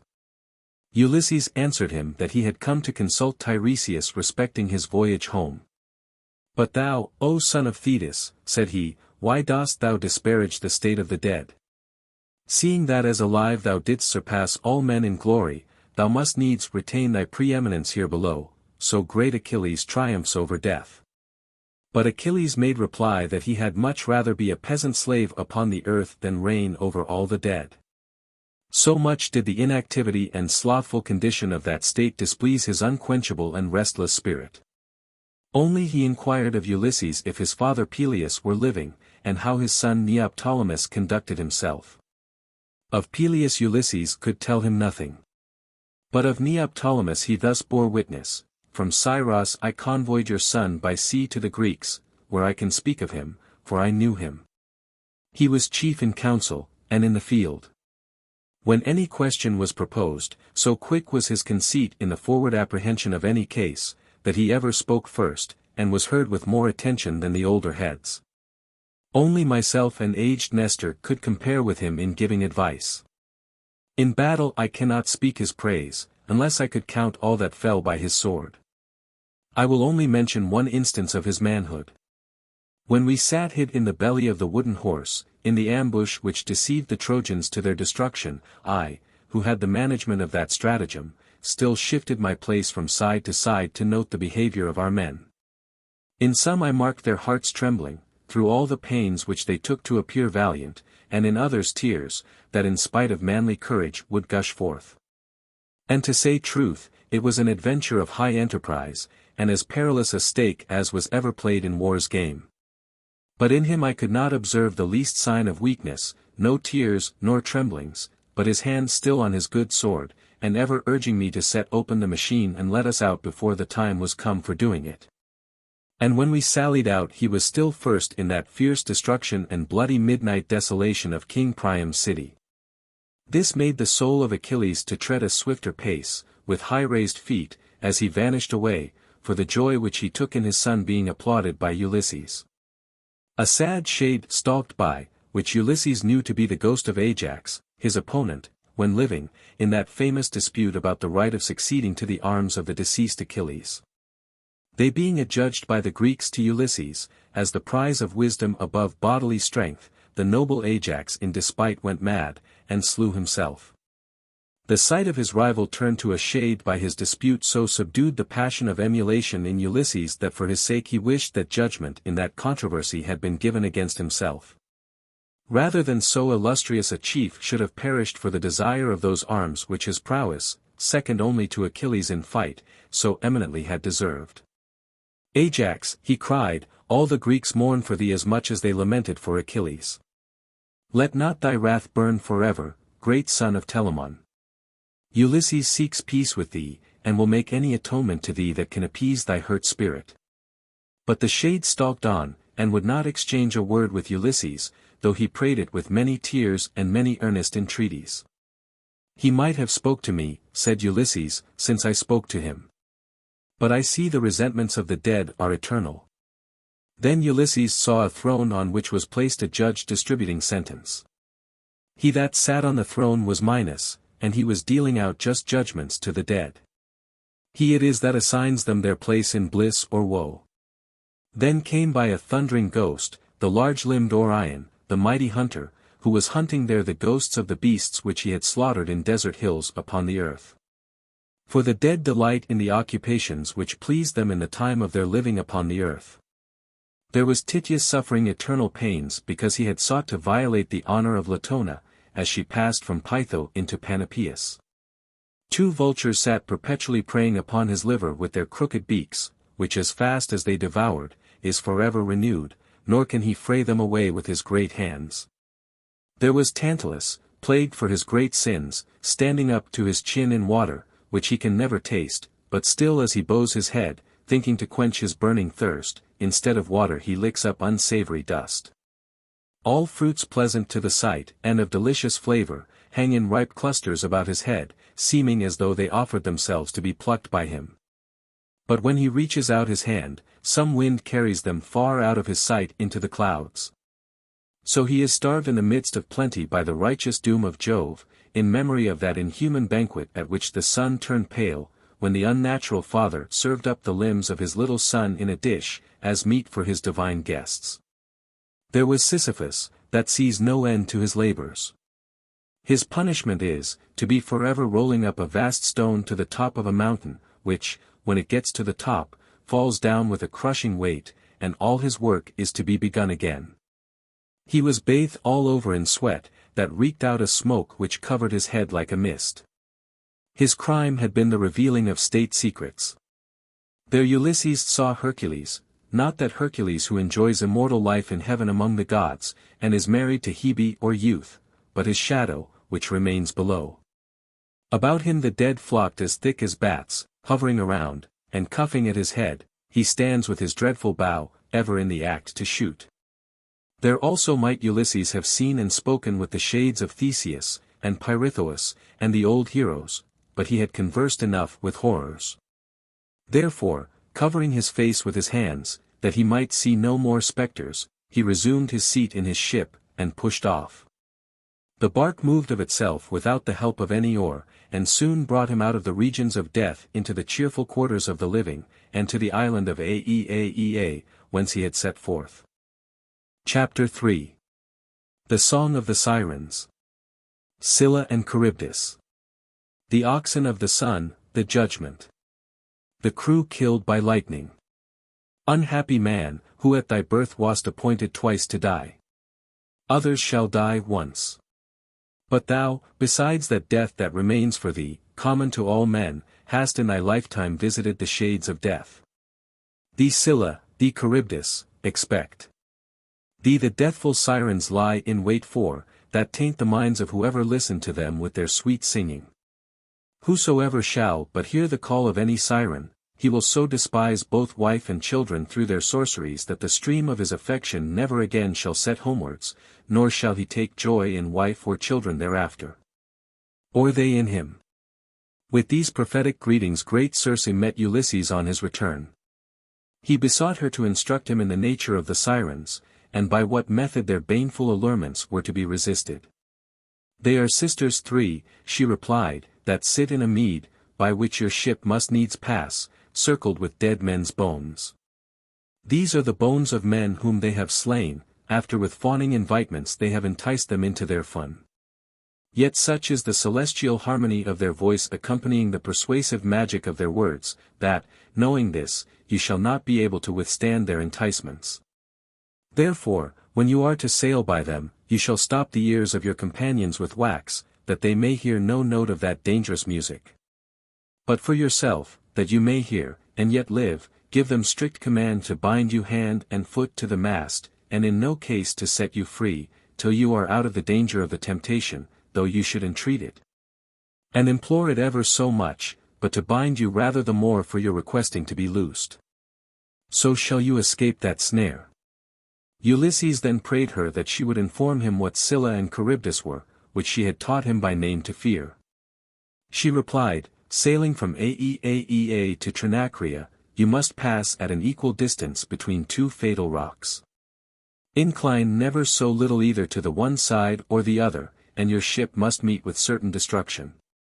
No vessel ever yet tried that pass without being lost but the Argo, which owed her safety to the sacred freight she bore, the fleece of the golden-backed ram, which could not perish. The biggest of these rocks which you shall come to, Scylla hath in charge. There in a deep whirlpool at the foot of the rock the abhorred monster shrouds her face. Who if she were to show her full form, no eye of man or god could endure the sight, thence she stretches out all her 6 long necks, peering and diving to suck up fish, dolphins, dogfish, and whales, whole ships, and their men. Whatever comes within her raging gulf. The other rock is lesser, and of less ominous aspect, but there dreadful Charybdis sits, supping the black deeps. Thrice a day she drinks her pits dry, and thrice a day again she belches them all up. But when she is drinking, come not nigh, for, being once caught, the force of Neptune cannot redeem you from her swallow. Better trust to Scylla, for she will but have for her 6 necks 6 men, Charybdis in her insatiate draught will ask all. Then Ulysses inquired, in case he should escape Charybdis, whether he might not assail that other monster with his sword. To which she replied that he must not think that he had an enemy subject to death, or wounds, to contend with, for Scylla could never die. Therefore, his best safety was in flight, and to invoke none of the gods but Gratis, who is Scylla's mother, and might perhaps forbid her daughter to devour them. For his conduct after he arrived at Trinacria she referred him to the admonitions which had been given him by Tiresias. Ulysses having communicated her instructions, as far as related to the Sirens, to his companions, who had not been present at that interview, but concealing from them the rest, as he had done the terrible predictions of Tiresias. That they might not be deterred by fear from pursuing their voyage, the time for departure being come, they set their sails, and took a final leave of great Circe, who by her art calmed the heavens, and gave them smooth seas, and a right forewind, the seaman's friend, to bear them on their way to Ithaca. They had not sailed past 100 leagues before the breeze which Circe had lent them suddenly stopped. It was stricken dead. All the sea lay in prostrate slumber. Not a gasp of air could be felt. The ship stood still. Ulysses guessed that the island of the Sirens was not far off, and that they had charmed the air so with their devilish singing. Therefore he made him cakes of wax, as Circe had instructed him, and stopped the ears of his men with them. Then causing himself to be bound hand and foot, he commanded the rowers to ply their oars and row as fast as speed could carry them past that fatal shore. They soon came within sight of the Sirens, who sang in Ulysses's hearing. Come here, thou, worthy of a world of praise, that dost so high the Grecian glory raise. Ulysses, stay thy ship, and that song hear. That none passed ever. But it bent his ear. But left him ravished, and instructed more by us than any ever heard before. For we know all things, whatsoever were. In wide Troy labored, whatsoever there The Grecians and the Trojans both sustained by those high issues that the gods ordained. And whatsoever all the earth can show, to inform a knowledge of desert, we know. These were the words, but the celestial harmony of the voices which sang them no tongue can describe. It took the ear of Ulysses with ravishment. He would have broken his bonds to rush after them. And threatened, wept, sued, entreated, commanded, crying out with tears and passionate imprecations, conjuring his men by all the ties of perils past which they had endured in common, by fellowship and love, and the authority which he retained among them, to let him loose. But at no rate would they obey him. And still the sirens sang. Ulysses made signs, motions, gestures, promising mountains of gold if they would set him free, but their oars only moved faster. And still the sirens sang. And still the more he adjured them to set him free, the faster with cords and ropes they bound him, till they were quite out of hearing of the sirens' notes, whose effect great Circe had so truly predicted. And well she might speak of them, for often she has joined her own enchanting voice to theirs, while she has sat in the flowery meads, mingled with the sirens and the water nymphs, gathering their potent herbs and drugs of magic quality. Their singing altogether has made the gods stoop, and heaven drowsy with the harmony. Escaped that peril, they had not sailed yet 100 leagues farther, when they heard a roar afar off, which Ulysses knew to be the barking of Scylla's dogs, which surround her waist, and bark incessantly. Coming nearer they beheld a smoke ascend, with a horrid murmur, which arose from that other whirlpool, to which they made nigher approaches than to Scylla. Through the furious eddy, which is in that place, the ship stood still as a stone, for there was no man to lend his hand to an oar. The dismal roar of Scylla's dogs at a distance, and the nearer clamours of Charybdis, where everything made an echo, quite taking from them the power of exertion. Ulysses went up and down encouraging his men, one by one, giving them good words, telling them that they were in greater perils when they were blocked up in the Cyclops cave, yet, heaven assisting his counsels, he had delivered them out of that extremity. That he could not believe, but they remembered it, and wished them to give the same trust to the same care which he had now for their welfare. That they must exert all the strength and wit which they had, and try if Jove would not grant them an escape even out of this peril. In particular, he cheered up the pilot who sat at the helm, and told him that he must show more firmness than other men, as he had more trust committed to him, and had the sole management by his skill of the vessel in which all their safeties were embarked. That a rock lay hid within those boiling whirlpools which he saw, on the outside of which he must steer, if he would avoid his own destruction and the destruction of them all. They heard him, and like men took to the oars. But little knew what opposite danger, in shunning that rock, they must be thrown upon. For Ulysses had concealed from them the wounds, never to be healed, which Scylla was to open. Their terror would else have robbed them all of all care to steer or move an oar, and have made them hide under the hatches, for fear of seeing her. Where he and they must have died an idle death. But even then he forgot the precautions which Circe had given him to prevent harm to his person, who had willed him not to arm, or show himself once to Scylla. But disdaining not to venture life for his brave companions, he could not contain, but armed in all points, and taking a lance in either hand, he went up to the foredeck, and looked when Scylla would appear. She did not show herself as yet, and still the vessel steered closer by her rock, as it sought to shun that other more dreaded. For they saw how horribly Charybdis' black throat drew into her all the whirling deep, which she disgorged again, that all about her boiled like a kettle, and the rock roared with troubled waters, which when she supped in again, all the bottom turned up, and disclosed far under shore the swart sands naked, whose whole stern sight frayed the startled blood from their faces, and made Ulysses turn to view the wonder of whirlpools. Which when Scylla saw, from out her black den she darted out her 6 long necks, and swooped up as many of his friends, whose cries Ulysses heard, and saw them too late, with their heels turned up, and their hands thrown to him for succor. Who had been their help in all extremities, but could not deliver them now. And he heard them shriek out, as she tore them, and to the last they continued to throw their hands out to him for sweet life. In all his sufferings he never had beheld a sight so full of miseries. Escaped from Scylla and Charybdis, but with a diminished crew, Ulysses and the sad remains of his followers reached the Trinacrian shore. Here landing, he beheld oxen grazing of such surpassing size and beauty that, both from them and from the shape of the island, having 3 promontories jutting into the sea, he judged rightly that he was come to the triangular island and the oxen of the sun, of which Tiresias had forewarned him. So great was his terror lest through his own fault, or that of his men, any violence or profanation should be offered to the holy oxen, that even then, tired as they were with the perils and fatigues of the day past, and unable to stir an oar, or use any exertion, and though night was fast coming on, he would have had them re-embark immediately, and make the best of their way from that dangerous station. But his men with one voice resolutely opposed it, and even the too cautious Eurylochus himself withstood the proposal. So much did the temptation of a little ease and refreshment, ease tenfold sweet after such labors, prevail over the sagest counsels, and the apprehension of certain evil outweigh the prospect of contingent danger. They expostulated that the nerves of Ulysses seemed to be made of steel, and his limbs not liable to lassitude like other men's, that waking or sleeping seemed indifferent to him.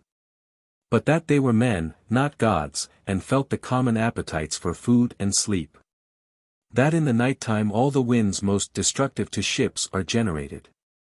That black night still required to be served with meat, and sleep, and quiet havens, and ease. That the best sacrifice to the sea was in the morning. With such sailor-like sayings and mutinous arguments, which the majority have always ready to justify disobedience to their betters, they forced Ulysses to comply with their requisition, and against his will to take up his night quarters on shore. But he first exacted from them an oath that they would neither maim nor kill any of the cattle which they saw grazing, but content themselves with such food as Circe had stowed their vessel with when they parted from Aeaea. This they man by man severally promised, imprecating the heaviest curses on whoever should break it. And mooring their bark within a creek, they went to supper, contenting themselves that night with such food as Circe had given them, not without many sad thoughts of their friends whom Scylla had devoured. The grief of which kept them great part of the night waking. In the morning Ulysses urged them again to a religious observance of the oath that they had sworn, not in any case to attempt the blood of those fair herds which they saw grazing, but to content themselves with the ship's food. For the God who owned those cattle sees and hears all. They faithfully obeyed, and remained in that good mind for a month, during which they were confined to that station by contrary winds, till all the wine and the bread were gone which they had brought with them. When their victuals were gone, necessity compelled them to stray in quest of whatever fish or fowl they could snare, which that coast did not yield in any great abundance. Then Ulysses prayed to all the gods that dwelt in bountiful heaven, that they would be pleased to yield them some means to stay their hunger without having recourse to profane and forbidden violations. But the ears of heaven seemed to be shut, or some god incensed plotted his ruin. For at midday, when he should chiefly have been vigilant and watchful to prevent mischief, a deep sleep fell upon the eyes of Ulysses, during which he lay totally insensible of all that passed in the world, and what his friends or what his enemies might do for his welfare or destruction. Then Eurylochus took his advantage. He was the man of most authority with them after Ulysses. He represented to them all the misery of their condition. How that every death is hateful and grievous to mortality, but that of all deaths famine is attended with the most painful, loathsome, and humiliating circumstances. That the subsistence which they could hope to draw from fowling or fishing was too precarious to be depended upon. That there did not seem to be any chance of the winds changing to favor their escape, but that they must inevitably stay there and perish, if they let an irrational superstition deter them from the means which nature offered to their hands. That Ulysses might be deceived in his belief that these oxen had any sacred qualities above other oxen. And even admitting that they were the property of the god of the sun, as he said they were, the sun did neither eat nor drink, and the gods were best served not by a scrupulous conscience, but by a thankful heart, which took freely what they as freely offered. With these and such like persuasions he prevailed on his half-famished and half-mutinous companions to begin the impious violation of their oath by the slaughter of 7 of the fairest of these oxen which were grazing. Part they roasted and eat, and part they offered in sacrifice to the gods, particularly to Apollo, god of the sun, vowing to build a temple to his godhead when they should arrive in Ithaca, and deck it with magnificent and numerous gifts. Vain men! And superstition worse than that which they so lately derided. To imagine that prospective penitence can excuse a present violation of duty, and that the pure natures of the heavenly powers will admit of compromise or dispensation for sin. But to their feast they fell, dividing the roasted portions of the flesh, savory and pleasant meat to them, but a sad sight to the eyes, and a savor of death in the nostrils, of the waking Ulysses, who just woke in time to witness, but not soon enough to prevent, their rash and sacrilegious banquet. He had scarce time to ask what great mischief was this which they had done unto him, when behold, a prodigy. The ox hides which they had stripped began to creep as if they had life. And the roasted flesh bellowed as the ox used to do when he was living. The hair of Ulysses stood up on end with affright at these omens. But his companions, like men whom the gods had infatuated to their destruction, persisted in their horrible banquet.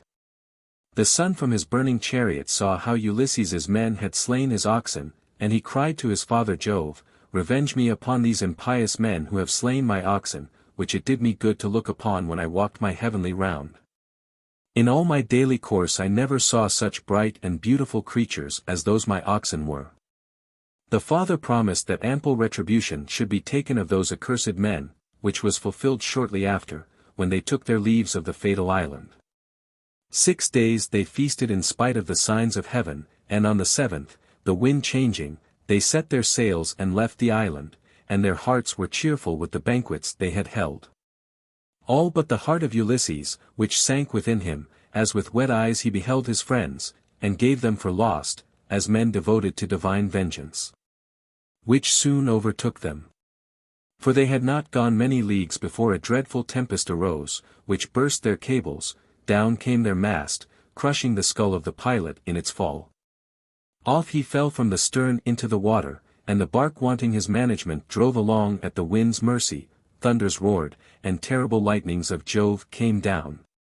First a bolt struck Eurylochus, then another, till all the crew were killed, and their bodies swam about like sea mews, and the ship was split in pieces.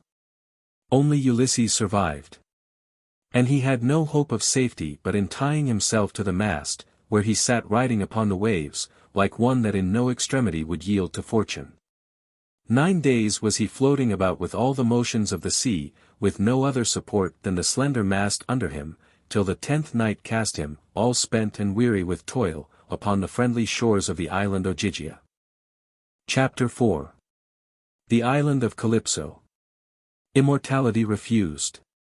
Henceforth the adventures of the single Ulysses must be pursued.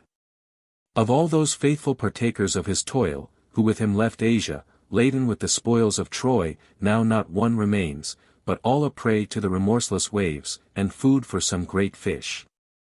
Their gallant navy reduced to one ship, and that finally swallowed up and lost. Where now are all their anxious thoughts of home?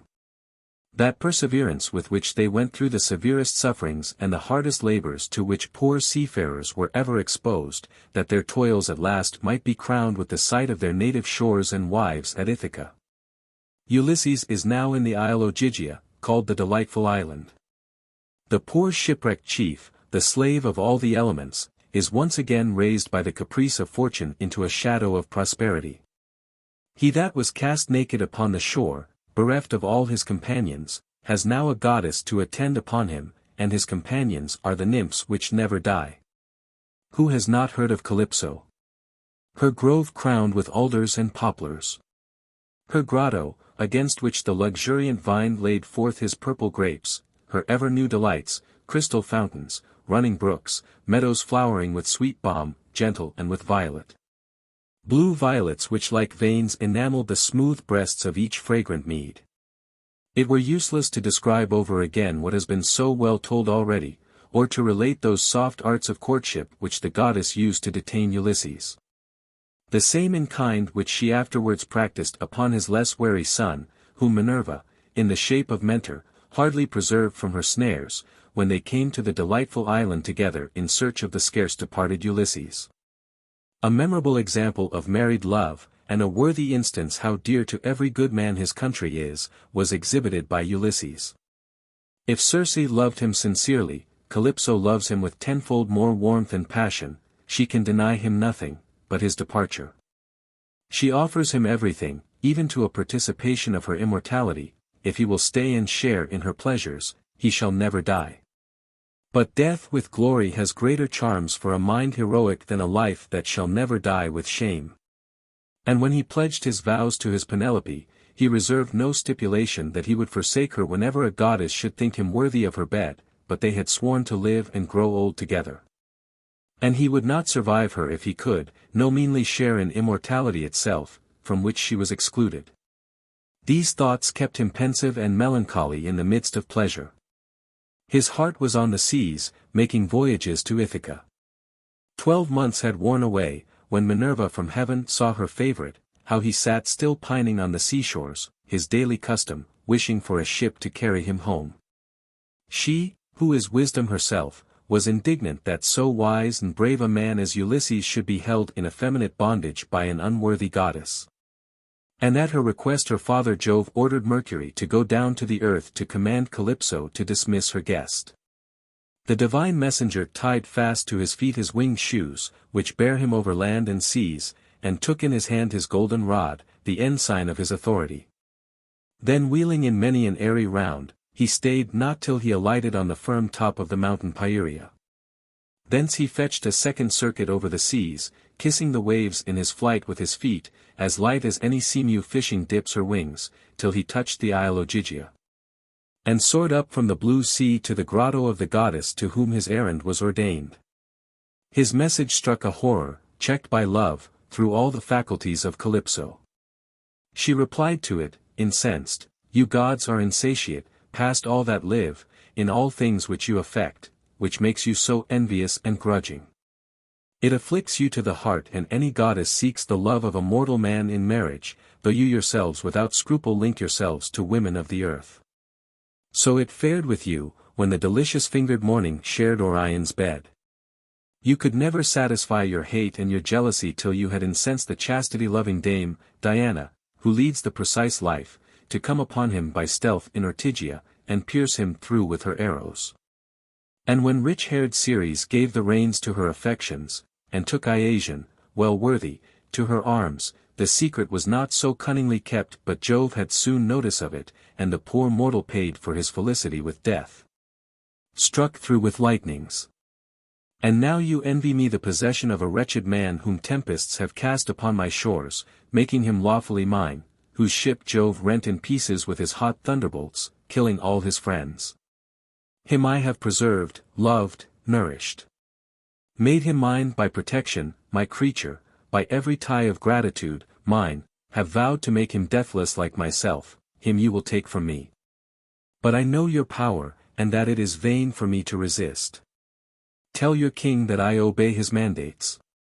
With an ill grace Calypso promised to fulfill the commands of Jove.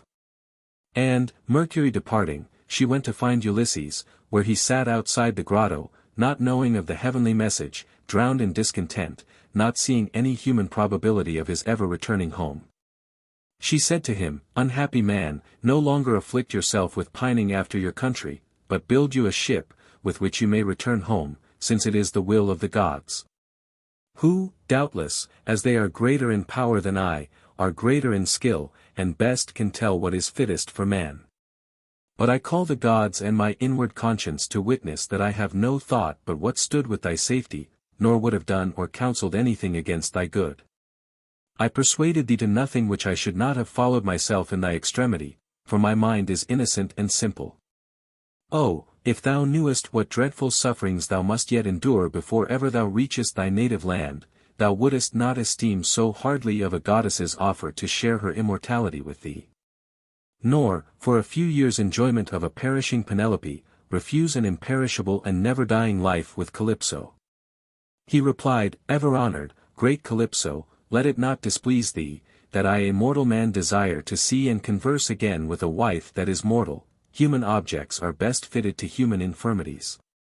I well know how far in wisdom, in feature, in stature, proportion, beauty, in all the gifts of the mind, thou exceedest my Penelope, she is immortal, and subject to decay, thou immortal, ever growing, yet never old. Yet in her sight all my desires terminate, all my wishes, in the sight of her, and of my country earth. If any god, envious of my return, shall lay his dreadful hand upon me as I pass the seas, I submit. For the same powers have given me a mind not to sink under oppression. In wars and waves my sufferings have not been small. She heard his pleaded reasons, and of force she must assent. So to her nymphs she gave in charge from her sacred woods to cut down timber, to make Ulysses a ship. They obeyed, though in a work unsuitable to their soft fingers, yet to obedience no sacrifice is hard. And Ulysses busily bestirred himself, laboring far more hard than they, as was fitting, till 20 tall trees, driest and fittest for timber, were felled. Then, like a skilful shipwright, he fell to joining the planks, using the plane, the axe, and the auger with such expedition that in 4 days' time a ship was made, complete with all her decks, hatches, sideboards, yards. Calypso added linen for the sails, and tackling, and when she was finished, she was a goodly vessel for a man to sail in, alone or in company, over the wide seas. By the 5th morning she was launched. And Ulysses, furnished with store of provisions, rich garments, and gold and silver, given him by Calypso, took a last leave of her and of her nymphs, and of the isle Ogygia which had so befriended him. Chapter 5. The Tempest. The Sea-bird's Gift. The Escape by Swimming. The Sleep in the Woods. At the stern of his solitary ship Ulysses sat, and steered right artfully. No sleep could seize his eyelids. He beheld the Pleiades, the Bear, which is by some called the Wain, that moves round about Orion, and keeps still above the ocean, and the slow-setting sign Boötes, which some name the Wagoner. 17 days he held his course, and on the 18th the coast of Phaeacia was in sight. The figure of the land, as seen from the sea, was pretty and circular, and looked something like a shield. Neptune, returning from visiting his favorite Ethiopians, from the mountains of the Solomite, descried Ulysses ploughing the waves, his domain. The sight of the man he so much hated for Polyphemus' sake, his son, whose eye Ulysses had put out, set the god's heart on fire. And snatching into his hand his horrid sea scepter, the trident of his power, he smote the air and the sea, and conjured up all his black storms, calling down night from the cope of heaven, and taking the earth into the sea, as it seemed. With clouds, through the darkness and indistinctness which prevailed. The billows rolling up before the fury of all the winds, that contended together in their mighty sport. Then the knees of Ulysses bent with fear, and then all his spirit was spent, and he wished that he had been among the number of his countrymen who fell before Troy, and had their funerals celebrated by all the Greeks, rather than to perish thus, where no man could mourn him or know him. As he thought these melancholy thoughts, a huge wave took him and washed him overboard, ship and all upset amidst the billows, he struggling afar off, clinging to her stern broken off which he yet held. Her mast cracking in two with the fury of that gust of mixed winds that struck it, sails and sailyards fell into the deep, and he himself was long drowned under water, nor could get his head above, wave so met with wave. As if they strove which should depress him most. And the gorgeous garments given him by Calypso clung about him, and hindered his swimming, yet neither for this, nor for the overthrow of his ship, nor his own perilous condition, would he give up his drenched vessel. But, wrestling with Neptune, got at length hold of her again, and then sat in her hull, insulting over death, which he had escaped, and the salt waves which he gave the seas again to give to other men. His ship, striving to live, floated at random, cuffed from wave to wave, hurled to and fro by all the winds. Now Boreas tossed it to Notus, Notus passed it to Eurus, and Eurus to the west wind, who kept up the horrid tennis. Them in their mad sport Leucothea beheld, Leucothea, now a sea goddess, but once a mortal and the daughter of Cadmus. She with pity beheld Ulysses the mark of their fierce contention, and rising from the waves alighted on the ship, in shape like to the sea-bird which is called a cormorant. And in her beak she held a wonderful girdle made of seaweeds, which grow at the bottom of the ocean, which she dropped at his feet. And the bird spake to Ulysses, and counselled him not to trust any more to that fatal vessel against which god Neptune had levelled his furious wrath, nor to those ill-befriending garments which Calypso had given him, but to quit both it and them, and trust for his safety to swimming.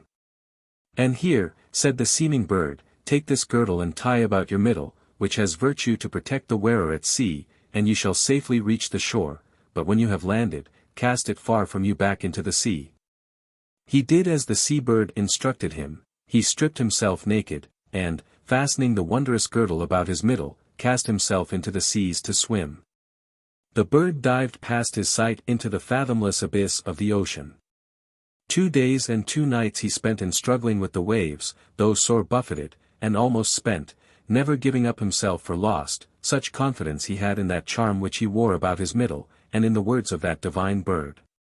But the 3rd morning the winds grew calm and all the heavens were clear.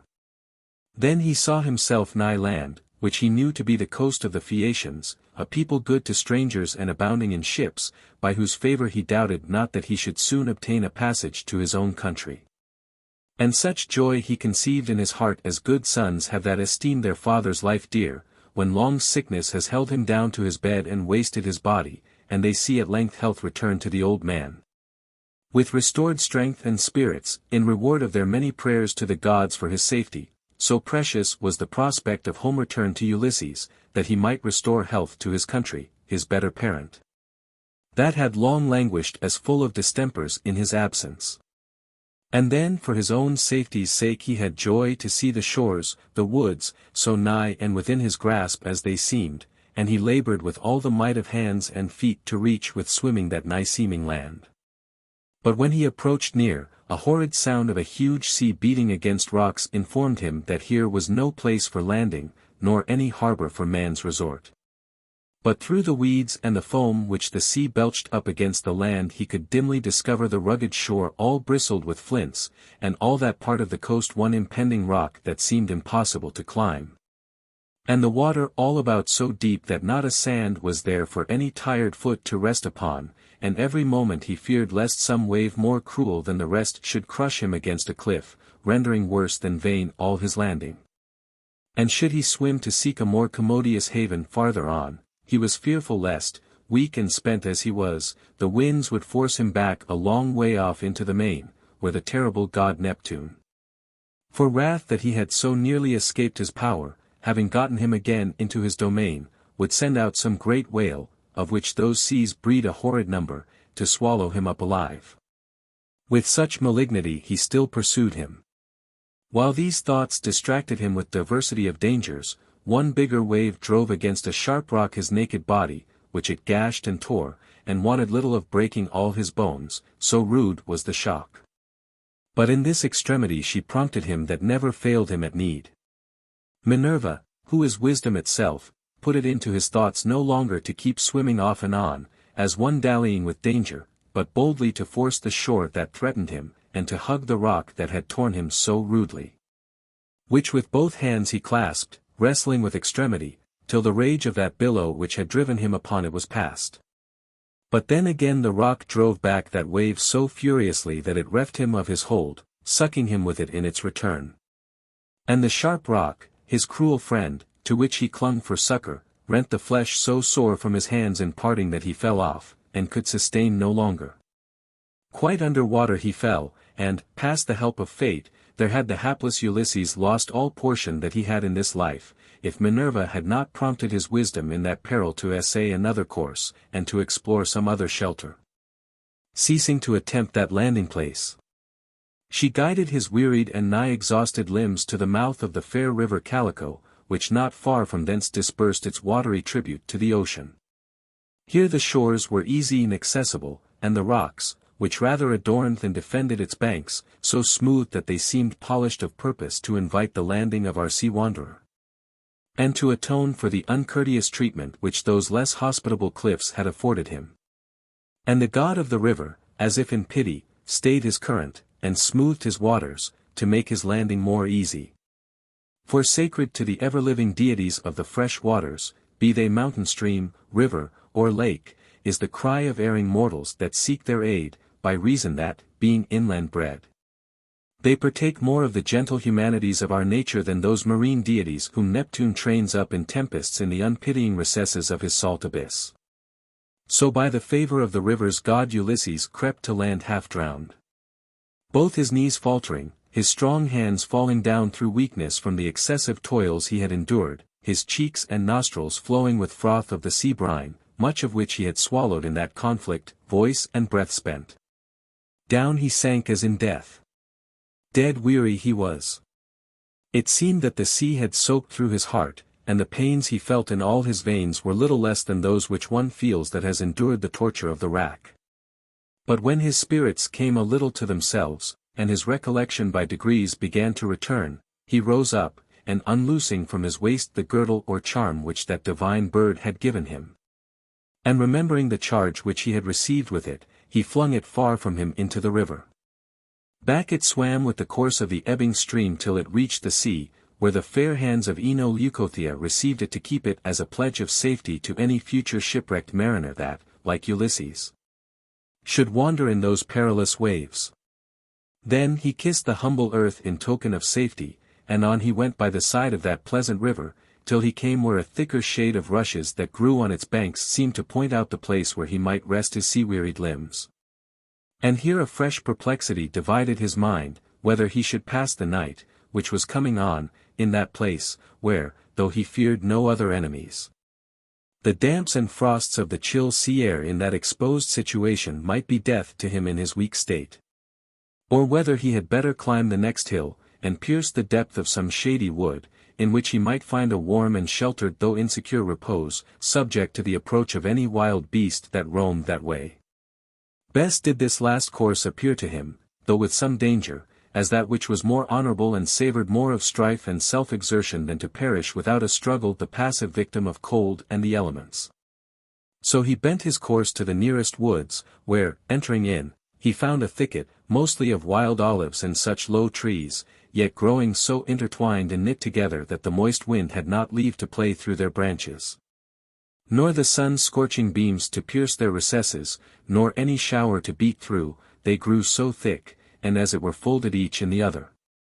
Here creeping in, he made his bed of the leaves which were beginning to fall, of which was such abundance that 2 or 3 men might have spread them ample coverings, such as might shield them from the winter's rage, though the air breathed steel and blew as it would burst. Here creeping in, he heaped up store of leaves all about him, as a man would billets upon a winter fire, and lay down in the midst. Rich seed of virtue lying hid in poor leaves. Here Minerva soon gave him sound sleep. And here all his long toils past seemed to be concluded and shut up within the little sphere of his refreshed and closed eyelids. Chapter 6. The Princess Nausicaa. The washing. The game with the ball. The court of Phaeacia and King Alcinous. Meantime Minerva, designing an interview between the king's daughter of that country and Ulysses when he should awake, went by night to the palace of King Alcinous, and stood at the bedside of the Princess Nausicaa in the shape of one of her favorite attendants, and thus addressed the sleeping princess. Nausicaa, why do you lie sleeping here, and never bestow a thought upon your bridal ornaments, of which you have many and beautiful, laid up in your wardrobe against the day of your marriage, which cannot be far distant, when you shall have need of all, not only to deck your own person, but to give away in presents to the virgins that honoring you shall attend you to the temple? Your reputation stands much upon the timely care of these things. These things are they which fill father and reverend mother with delight. Let us arise betimes to wash your fair vestments of linen and silks in the river, and request your sire to lend you mules and a coach, for your wardrobe is heavy, and the place where we must wash is distant, and besides it fits not a great princess like you to go so far on foot.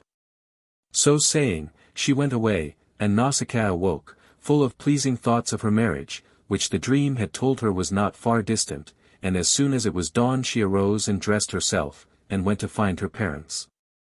The queen her mother was already up, and seated among her maids, spinning at her wheel, as the fashion was in those primitive times, when great ladies did not disdain housewifery, and the king her father was preparing to go abroad at that early hour to counsel with his grave senate. My father, she said, Will you not order mules and a coach to be got ready, that I may go and wash, I and my maids, at the cisterns that stand without the city? What washing does my daughter speak of? Said Alcinous. Mine and my brother's garments, she replied, that have contracted soil by this time with lying by so long in the wardrobe. 5 sons have you that are my brothers, 2 of them are married, and 3 are bachelors. These last it concerns to have their garments neat and unsoiled, it may advance their fortunes in marriage, and who but I their sister should have a care of these things? You yourself, my father, have need of the whitest apparel when you go, as now, to the council.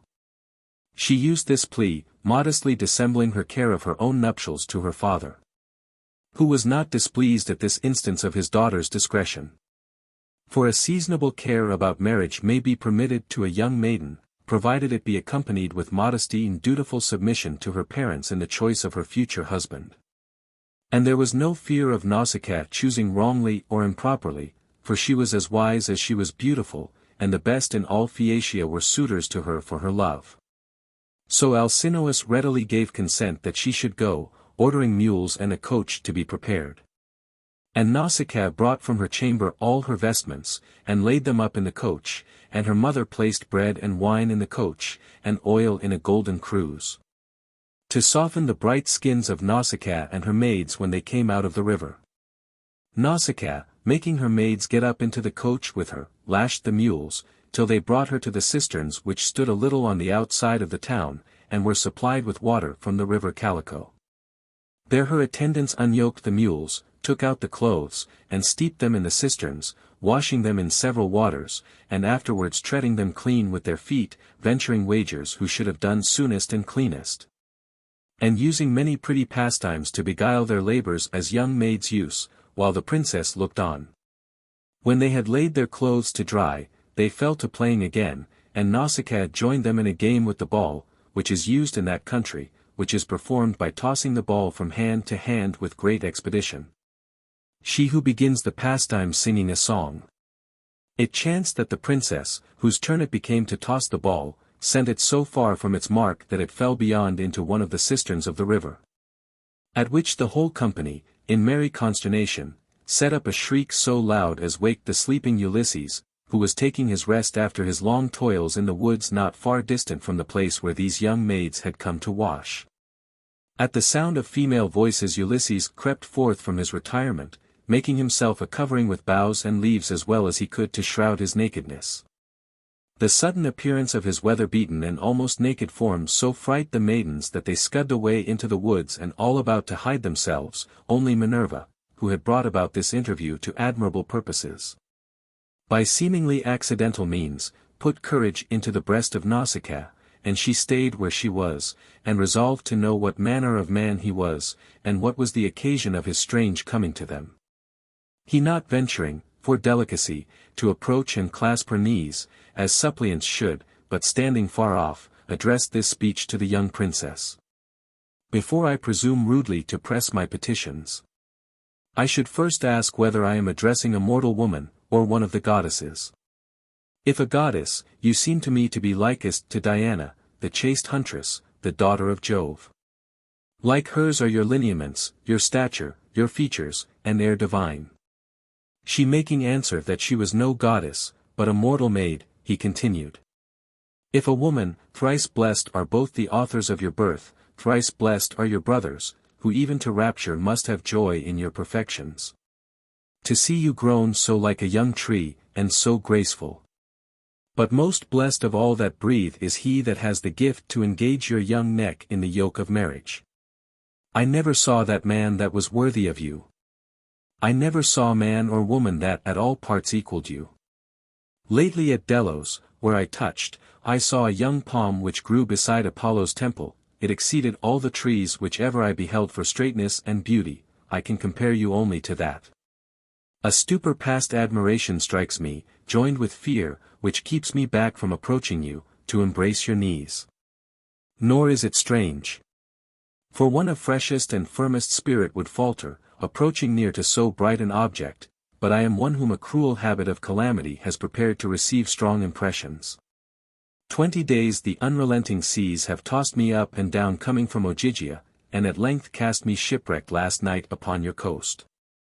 I have seen no man or woman since I landed but yourself. All that I crave is clothes, which you may spare me, and to be shown the way to some neighboring town. The gods, who have care of strangers, will requite you for these courtesies." She, admiring to hear such complimentary words proceed out of the mouth of one whose outside looked so rough and unpromising, made answer, "Stranger, I discern neither sloth nor folly in you. And yet I see that you are poor and wretched, from which I gather that neither wisdom nor industry can secure felicity. Only Jove bestows it upon whomsoever he pleases. He perhaps has reduced you to this plight. However, since your wanderings have brought you so near to our city, it lies in our duty to supply your wants. Clothes and what else a human hand should give to one so suppliant, and so tamed with calamity, you shall not want. We will show you our city and tell you the name of our people. This is the land of the Phaeacians, of which my father, Alcinous, is king." Then calling her attendants, who had dispersed on the first sight of Ulysses, she rebuked them for their fear, and said, "This man is no Cyclops, nor monster of sea or land, that you should fear him. But he seems manly, staid, and discreet, and though decayed in his outward appearance, yet he has the mind's riches, wit and fortitude, in abundance. Show him the cisterns, where he may wash him from the seaweeds and foam that hang about him, and let him have garments that fit him out of those which we have brought with us to the cisterns." Ulysses, retiring a little out of sight, cleansed him in the cisterns from the soil and impurities with which the rocks and waves had covered all his body, and clothing himself with befitting raiment, which the princess's attendants had given him. He presented himself in more worthy shape to Nausicaa. She admired to see what a comely personage he was. Now he was dressed in all parts, she thought him some king or hero, and secretly wished that the gods would be pleased to give her such a husband. Then causing her attendants to yoke her mules, and lay up the vestments, which the sun's heat had sufficiently dried, in the coach, she ascended with her maids and drove off to the palace, bidding Ulysses, as she departed, keep an eye upon the coach, and to follow it on foot at some distance, which she did, because if she had suffered him to have rode in the coach with her, it might have subjected her to some misconstructions of the common people, who are always ready to vilify and censure their betters, and to suspect that charity is not always pure charity, but that love or some sinister intention lies hid under its disguise. So discreet and attentive to appearance in all her actions was this admirable princess. Ulysses as he entered the city wondered to see its magnificence, its markets, buildings, temples, its walls and rampires, its trade, and resort of men. Its harbors for shipping, which is the strength of the Phaeacian state. But when he approached the palace, and beheld its riches, the proportion of its architecture, its avenues, gardens, statues, fountains, he stood wrapped in admiration, and almost forgot his own condition in surveying the flourishing estate of others. But recollecting himself, he passed on boldly into the inner apartment, where the king and queen were sitting at dinner with their peers, Nausicaa having prepared them for his approach. To them humbly kneeling, he made it his request that, since fortune had cast him naked upon their shores, they would take him into their protection, and grant him a conveyance by one of the ships of which their great Phaeacian state had such good store, to carry him to his own country. Having delivered his request, to grace it with more humility he went and sat himself down upon the hearth among the ashes, as the custom was in those days when any would make a petition to the throne. He seemed a petitioner of so great state and of so superior a deportment that Alcinous himself arose to do him honor, and causing him to leave that abject station which he had assumed, placed him next to his throne, upon a chair of state. And thus he spake to his peers. Lords and councillors of Phaeacia, ye see this man, who he is we know not, that is come to us in the guise of a petitioner, he seems no mean one. But whoever he is, it is fit, since the gods have cast him upon our protection, that we grant him the rights of hospitality while he stays with us, and at his departure a ship well manned to convey so worthy a personage as he seems to be, in a manner suitable to his rank, to his own country. This counsel the peers with one consent approved, and wine and meat being set before Ulysses, he ate and drank, and gave the gods thanks who had stirred up the royal bounty of Alcinous to aid him in that extremity. But not as yet did he reveal to the king and queen who he was, or whence he had come. Only in brief terms he related his being cast upon their shores, his sleep in the woods, and his meeting with the princess Nausicaa, whose generosity, mingled with discretion, filled her parents with delight. As Ulysses in eloquent phrases adorned and commended her virtues. But Alcinous, humanely considering that the troubles which his guest had undergone required rest, as well as refreshment by food, dismissed him early in the evening to his chamber. Where in a magnificent apartment Ulysses found a smoother bed, but not a sounder repose, than he had enjoyed the night before, sleeping upon leaves which he had scraped together in his necessity. Chapter 7. The Songs of Demodocus. The Convoy Home. The Mariners Transformed to Stone. The Young Shepherd. When it was daylight, Alcinous caused it to be proclaimed by the heralds about the town that there was come to the palace a stranger, shipwrecked on their coast, that in mien and person resembled a god. And inviting all the chief people of the city to come and do honor to the stranger. The palace was quickly filled with guests, old and young, for whose cheer, and to grace Ulysses more, Alcinous made a kingly feast with banquetings and music. Then, Ulysses being seated at a table next the king and queen, in all men's view, after they had feasted Alcinous ordered Demodocus, the court singer, to be called to sing some song of the deeds of heroes, to charm the ear of his guest. Demodocus came and reached his harp, where it hung between two pillars of silver. And then the blind singer, to whom, in recompense of his lost sight, the Muses had given an inward discernment, a soul and a voice to excite the hearts of men and gods to delight, began in grave and solemn strains to sing the glories of men highliest famed. He chose a poem whose subject was the stern strife stirred up between Ulysses and great Achilles, as at a banquet sacred to the gods, in dreadful language, they expressed their difference. While Agamemnon sat rejoiced in soul to hear those Grecians jar.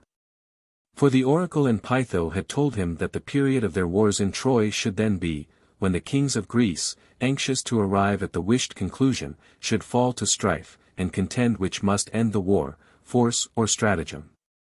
This brave contention he expressed so to the life, in the very words which they both used in the quarrel, as brought tears into the eyes of Ulysses at the remembrance of past passages of his life. And he held his large purple weed before his face to conceal it. Then craving a cup of wine, he poured it out in secret libation to the gods, who had put into the mind of Demodocus unknowingly to do him so much honor. But when the moving poet began to tell of other occurrences where Ulysses had been present, the memory of his brave followers who had been with him in all difficulties, now swallowed up and lost in the ocean. And of those kings that had fought with him at Troy, some of whom were dead, some exiles like himself, forced itself so strongly upon his mind that forgetful where he was he sobbed outright with passion, which yet he restrained. But not so cunningly but Alcinous perceived it and without taking notice of it to Ulysses, privately gave signs that Demodocus should cease from his singing. Next followed dancing in the Phaeacian fashion, when they would show respect to their guests. Which was succeeded by trials of skill, games of strength, running, racing, hurling of the quoit, mock fights, hurling of the javelin, shooting with the bow, in some of which Ulysses modestly challenging his entertainers, performed such feats of strength and prowess as gave the admiring Phaeacians fresh reason to imagine that he was either some god, or hero of the race of the gods. These solemn shows and pageants in honor of his guest King Alcinous continued for the space of many days, as if he could never be weary of showing courtesies to so worthy a stranger. In all this time he never asked him his name, nor sought to know more of him than he of his own accord disclosed.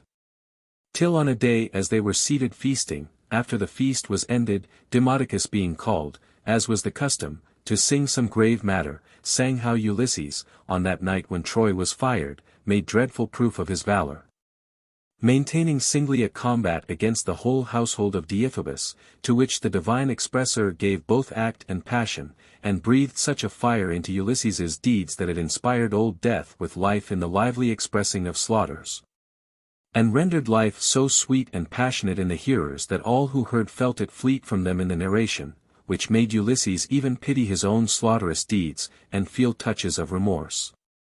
To see how song can revive a dead man from the grave, yet no way can it defend a living man from death. And in imagination he underwent some part of death's horrors, and felt in his living body a taste of those dying pangs which he had dealt to others. That with the strong conceit, tears, the true interpreters of unutterable emotion, stood in his eyes.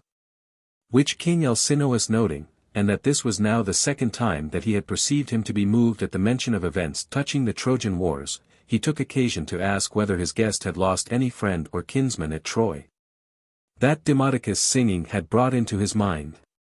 Then Ulysses, drying the tears with his cloak, and observing that the eyes of all the company were upon him, desirous to give them satisfaction in what he could, and thinking this a fit time to reveal his true name and destination, spake as follows. The courtesies which ye all have shown me, and in particular yourself and princely daughter, O King Alcinous, demand from me that I should no longer keep you in ignorance of what or who I am. For to reserve any secret from you, who have with such openness of friendship embraced my love, would argue either a pusillanimous or an ungrateful mind in me. Know, then, that I am that Ulysses, of whom I perceive ye have heard something. Who heretofore have filled the world with the renown of my policies. I am he by whose counsels, if fame is to be believed at all, more than by the united valor of all the Grecians, Troy fell. I am that unhappy man whom the heavens and angry gods have conspired to keep in exile on the seas, wandering to seek my home, which still flies from me.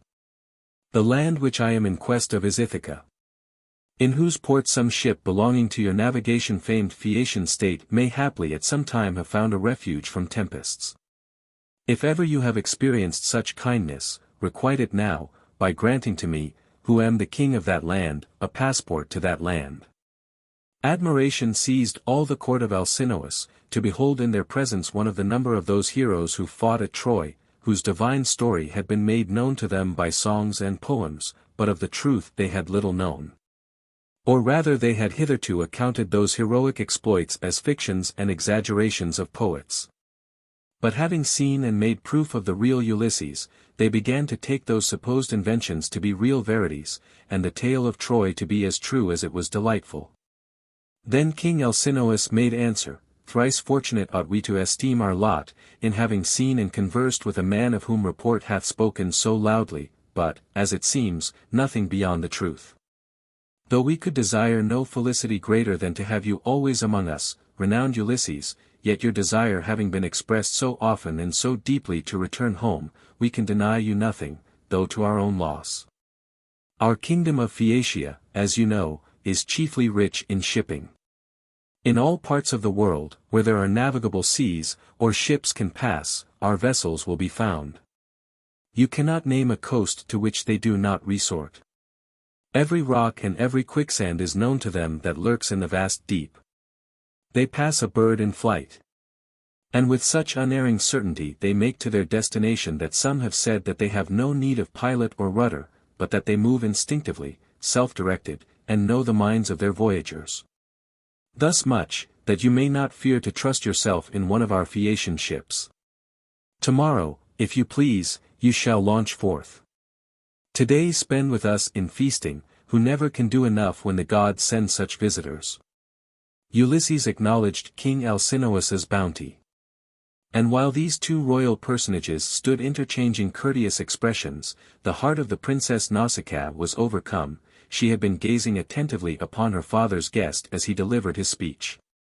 But when he came to that part where he declared himself to be Ulysses, she blessed herself and her fortune that in relieving a poor shipwrecked mariner, as he seemed no better, she had conferred a kindness on so divine a hero as he proved. And scarce waiting till her father had done speaking, with a cheerful countenance she addressed Ulysses, bidding him be cheerful, and when he returned home, as by her father's means she trusted he would shortly, sometimes to remember to whom he owed his life, and who met him in the woods by the river Calico. Fair flower of Phaeacia, he replied, so may all the gods bless me with the strife of joys in that desired day, whenever I shall see it, as I shall always acknowledge to be indebted to your fair hand for the gift of life which I enjoy, and all the blessings which shall follow upon my home return. The gods give thee, Nausicaa, a princely husband, and from you too spring blessings to this state. So prayed Ulysses, his heart overflowing with admiration and grateful recollections of King Alcinous's daughter.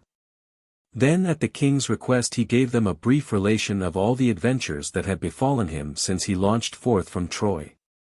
During which the princess Nausicaa took great delight, as ladies are commonly taken with these kind of travelers' stories, to hear of the monster Polyphemus, of the men that devour each other in Laestrygonia, of the enchantress Circe, of Scylla, and the rest. To which she listened with a breathless attention, letting fall a shower of tears from her fair eyes every now and then, when Ulysses told of some more than usual distressful passage in his travels. And all the rest of his auditors, if they had before entertained a high respect for their guest, now felt their veneration increased tenfold, when they learned from his own mouth what perils, what sufferance, what endurance of evils beyond man's strength to support, this much sustaining, almost heavenly man, by the greatness of his mind, and by his invincible courage, had struggled through. The night was far spent before Ulysses had ended his narrative, and with wishful glances he cast his eyes towards the eastern parts, which the sun had begun to flecker with his first red. For on the morrow Alcinous had promised that a bark should be in readiness to convoy him to Ithaca. In the morning a vessel well manned and appointed was waiting for him, into which the king and queen heaped presents of gold and silver, massy plate, apparel, armor, and whatsoever things of cost or rarity they judged would be most acceptable to their guest. And the sails being set, Ulysses, embarking with expressions of regret, took his leave of his royal entertainers, of the fair princess, who had been his first friend, and of the peers of Phaeacia, who crowding down to the beach to have the last sight of their illustrious visitant, beheld the gallant ship with all her canvas spread, bounding and curveting over the waves, like a horse proud of his rider. Or as if she knew that in her capacious wombs rich freightage she bore Ulysses. He whose life past had been a series of disquiets, in seas among rude waves, in battles amongst ruder foes, now slept securely, forgetting all, his eyelids bound in such deep sleep as only yielded to death. And when they reached the nearest Ithacan port by the next morning, he was still asleep. The mariners, not willing to awake him, landed him softly, and laid him in a cave at the foot of an olive tree, which made a shady recess in that narrow harbor, the haunt of almost none but the sea nymphs, which are called naiads. Few ships before this Phaeacian vessel having put into that haven, by reason of the difficulty and narrowness of the entrance. Here leaving him asleep, and disposing in safe places near him the presents with which King Alcinous had dismissed him, they departed for Phaeacia, where these wretched mariners never again set foot. But just as they arrived, and thought to salute their country earth, in sight of their city's turrets, and in open view of their friends who from the harbor with shouts greeted their return, their vessel and all the mariners which were in her were turned to stone, and stood transformed and fixed in sight of the whole Phaeacian city, where it yet stands, by Neptune's vindictive wrath, who resented thus highly the contempt which those Phaeacians had shown in convoying home a man whom the god had destined to destruction. Whence it comes to pass that the Phaeacians at this day will at no price be induced to lend their ships to strangers, or to become the carriers for other nations, so highly do they still dread the displeasure of their sea god, while they see that terrible monument ever in sight.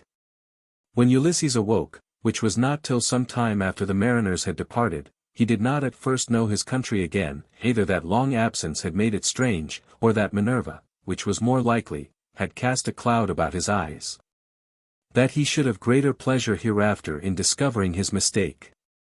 But like a man suddenly awaking in some desert isle, to which his sea mates have transported him in his sleep, he looked around, and discerning no known objects, he cast his hands to heaven for pity, and complained on those ruthless men who had beguiled him with a promise of conveying him home to this country, and perfidiously left him to perish in an unknown land.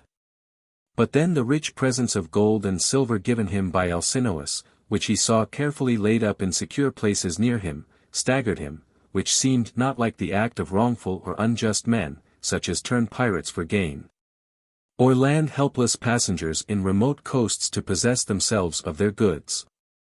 While he remained in this suspense, there came up to him a young shepherd, clad in the finer sort of apparel, such as kings' sons wore in those days when princes did not disdain to tend sheep, who, accosting him, was saluted again by Ulysses, who asked him what country that was on which he had been just landed, and whether it were part of a continent, or an island. The young shepherd made show of wonder, to hear any one ask the name of that land. As country people are apt to esteem those for mainly ignorant and barbarous who do not know the names of places which are familiar to them, though perhaps they who ask have had no opportunities of knowing, and may have come from far countries. I had thought, said he, that all people knew our land. It is rocky and barren, to be sure, but well enough, it feeds a goat or an ox well, it is not wanting either in wine or in wheat, it has good springs of water, some fair rivers. And wood enough, as you may see, it is called Ithaca. Ulysses was joyed enough to find himself in his own country.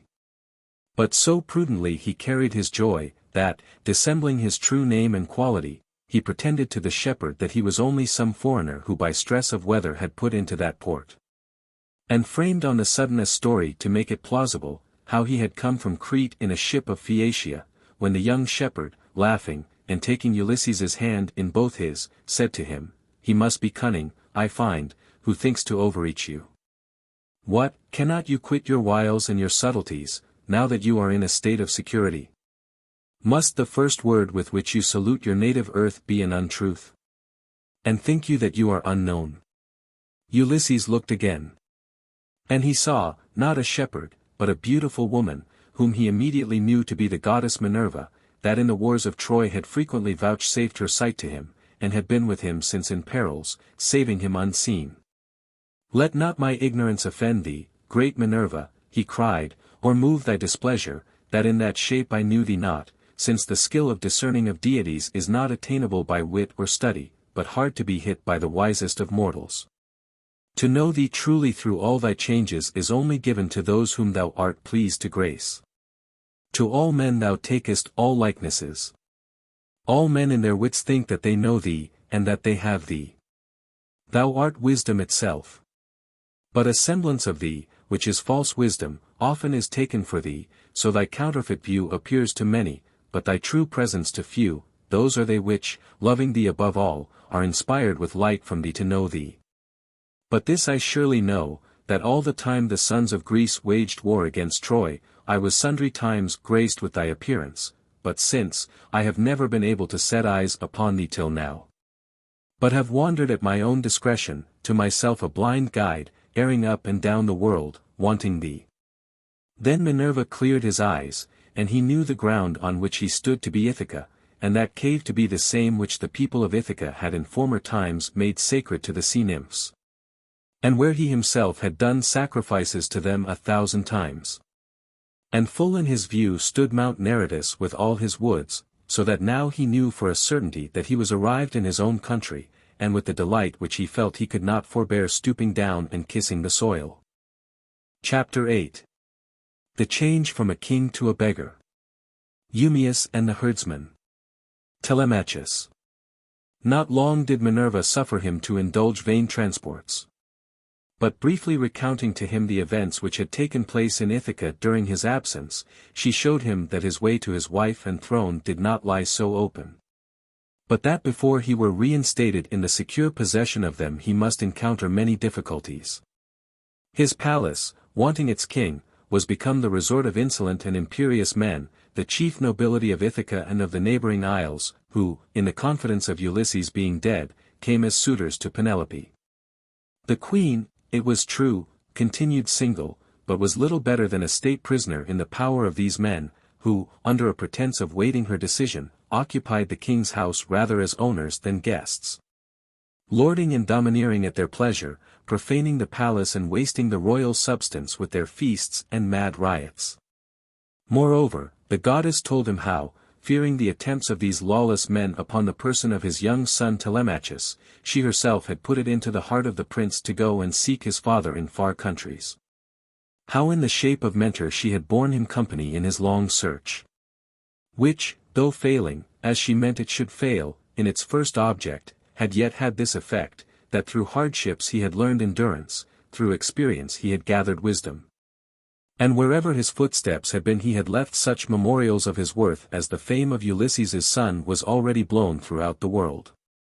That it was now not many days since Telemachus had arrived in the island, to the great joy of the queen his mother, who had thought him dead, by reason of his long absence. And had begun to mourn for him with a grief equal to that which she endured for Ulysses, the goddess herself having so ordered the course of his adventures that the time of his return should correspond with the return of Ulysses. That they might together concert measures how to repress the power and insolence of those wicked suitors. This the goddess told him. But of the particulars of his son's adventures, of his having been detained in the delightful island, which his father had so lately left, of Calypso and her nymphs, and the many strange occurrences which may be read with profit and delight in the history of the prince's adventures, she forbore to tell him as yet, as judging that he would hear them with greater pleasure from the lips of his son, when he should have him in an hour of stillness and safety, when their work should be done, and none of their enemies left alive to trouble them. Then they sat down, the goddess and Ulysses, at the foot of a wild olive tree, consulting how they might with safety bring about his restoration. And when Ulysses revolved in his mind how that his enemies were a multitude, and he single, he began to despond, and he said, I shall die an ill death like Agamemnon. In the threshold of my own house I shall perish, like that unfortunate monarch, slain by some one of my wife's suitors.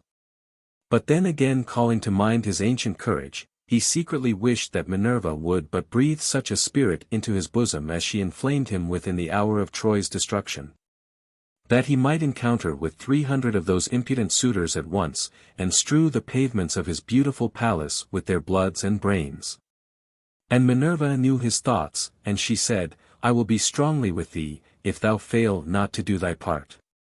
And for a sign between us that I will perform my promise and for a token on thy part of obedience, I must change thee, that thy person may not be known of men. Then Ulysses bowed his head to receive the divine impression, and Minerva by her great power changed his person so that it might not be known. She changed him to appearance into a very old man, yet such a one as by his limbs and gait seemed to have been some considerable person in his time, and to retain yet some remains of his once prodigious strength. Also, instead of those rich robes in which King Alcinous had clothed him, she threw over his limbs such old and tattered rags as wandering beggars usually wear. A staff supported his steps, and a scrip hung to his back, such as traveling mendicants used to hold the scraps which are given to them at rich men's doors. So from a king he became a beggar, as wise Tiresias had predicted to him in the shades.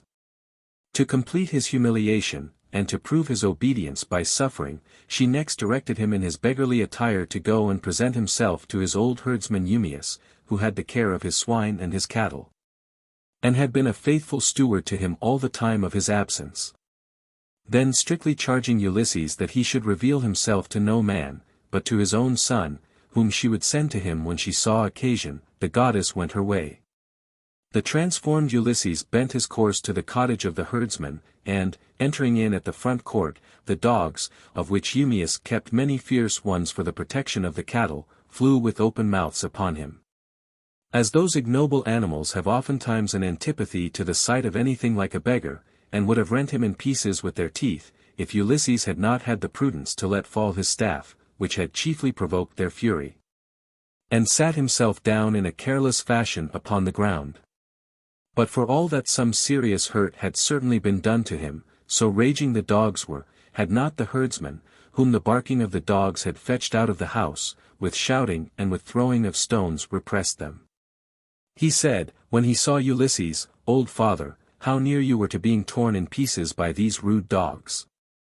I should never have forgiven myself, if through neglect of mine any hurt had happened to you.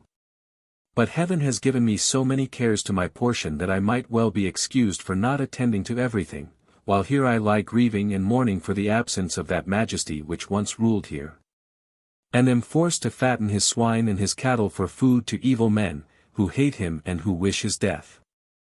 When he perhaps strays up and down the world, and has not wherewith to appease hunger, if indeed he yet lives, which is a question, and enjoys the cheerful light of the sun.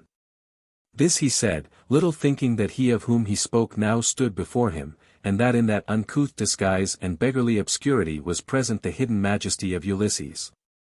Then he had his guest into the house, and sat meat and drink before him, and Ulysses said, "May Jove and all the other gods requite you for the kind speeches and hospitable usage which you have shown me."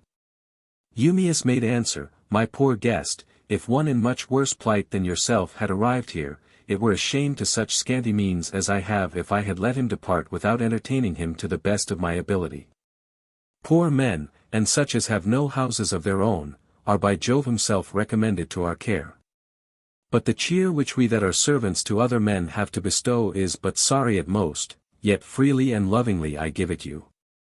Indeed, there once ruled here a man, whose return the gods have set their faces against, who, if he had been suffered to reign in peace and grow old among us, would have been kind to me and mine. But he is gone.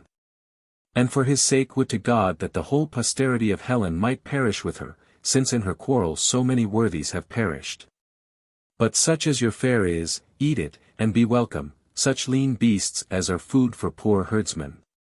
The fattest go to feed the voracious stomachs of the queen's suitors. Shame on their unworthiness. There is no day in which 2 or 3 of the noblest of the herd are not slain to support their feasts and their surfeits." Ulysses gave good ear to his words, and as he ate his meat, he even tore it and rent it with his teeth, for mere vexation that his fat cattle should be slain to glut the appetites of those godless suitors. And he said, "What chief or what ruler is this, that thou commendest so highly, and sayest that he perished at Troy? I am but a stranger in these parts. It may be I have heard of some such in my long travels." Eumaeus answered, "Old father, never any one of all the strangers that have come to our coast with news of Ulysses being alive could gain credit with the queen or her son yet. These travelers, to get raiment or a meal, will not stick to invent any lie. Truth is not the commodity they deal in. Never did the queen get anything of them but lies. She receives all that come graciously, hears their stories, inquires all she can, but all ends in tears and dissatisfaction. But in God's name, old father, if you have got a tale, make the most on't, it may gain you a cloak or a coat from somebody to keep you warm. But for him who is the subject of it, dogs and vultures long since have torn him limb from limb, or some great fish at sea has devoured him, or he lieth with no better monument upon his bones than the sea sand. But for me past all the race of men were tears created, for I never shall find so kind a royal master more. Not if my father or my mother could come again and visit me from the tomb, would my eyes be so blessed, as they should be with the sight of him again, coming as from the dead. In his last rest my soul shall love him. He is not here, nor do I name him as a flatterer, but because I am thankful for his love and care which he had to me a poor man, and if I knew surely that he were past all shores that the sun shines upon, I would invoke him as a deified thing." For this saying of Eumaeus the waters stood in Ulysses's eyes, and he said, "My friend, to say and to affirm positively that he cannot be alive is to give too much license to incredulity. For, not to speak at random, but with as much solemnity as an oath comes to, I say to you that Ulysses shall return, and whenever that day shall be, then shall you give to me a cloak and a coat. But till then, I will not receive so much as a thread of a garment, but rather go naked, for no less than the gates of hell do I hate that man whom poverty can force to tell an untruth. Be Jove then witness to my words, that this very year, nay, ere this month be fully ended, your eyes shall behold Ulysses, dealing vengeance in his own palace upon the wrongers of his wife and his son." To give the better credence to his words, he amused Eumaeus with a forged story of his life, feigning of himself that he was a Cretan born, and one that went with Idomeneus to the wars of Troy. Also he said that he knew Ulysses, and related various passages which he alleged to have happened betwixt Ulysses and himself, which were either true in the main, as having really happened between Ulysses and some other person, or were so like to truth, as corresponding with the known character and actions of Ulysses, that Eumaeus' incredulity was not a little shaken. Among other things he asserted that he had lately been entertained in the court of Thesprotia, where the king's son of the country had told him that Ulysses had been there but just before him, and was gone upon a voyage to the oracle of Jove in Dodona, whence he should shortly return, and a ship would be ready by the bounty of the Thesprotians to convoy him straight to Ithaca. And in token that what I tell you is true, said Ulysses, if your king come not within the period which I have named, ye shall have leave to give your servants commandment to take my old carcass, and throw it headlong from some steep rock into the sea, that poor men, taking example by me, may fear to lie. But Eumaeus made answer that should be small satisfaction or pleasure to him. So while they sat discoursing in this manner, supper was served in, and the servants of the herdsmen, who had been out all day in the fields, came in to supper, and took their seats at the fire, for the night was bitter and frosty. After supper, Ulysses, who had well eaten and drunken, and was refreshed with the herdsmen's good cheer, was resolved to try whether his host's hospitality would extend to the lending him a good warm mantle or rug to cover him in the night season. And framing an artful tale for the purpose, in a merry mood, filling a cup of Greek wine, he thus began. I will tell you a story of your king Ulysses and myself. If there is ever a time when a man may have leave to tell his own stories, it is when he has drunken a little too much. Strong liquor driveth the fool, and moves even the heart of the wise, moves and impels him to sing and to dance, and break forth in pleasant laughters, and perchance to prefer a speech too which were better kept in. When the heart is open, the tongue will be stirring. But you shall hear. We led our powers to ambush once under the walls of Troy. The herdsmen crowded about him eager to hear anything which related to their king Ulysses and the wars of Troy, and thus he went on. I remember, Ulysses and Menelaus had the direction of that enterprise. And they were pleased to join me with them in the command. I was at that time in some repute among men, though fortune has played me a trick since, as you may perceive. But I was somebody in those times, and could do something. Be that as it may, a bitter freezing night it was, such a night as this, the air cut like steel, and the sleet gathered on our shields like crystal. There was some 20 of us, that lay close crouched down among the reeds and bulrushes that grew in the moat that goes round the city. The rest of us made tolerable shift, for every man had been careful to bring with him a good cloak or mantle to wrap over his armor and keep himself warm.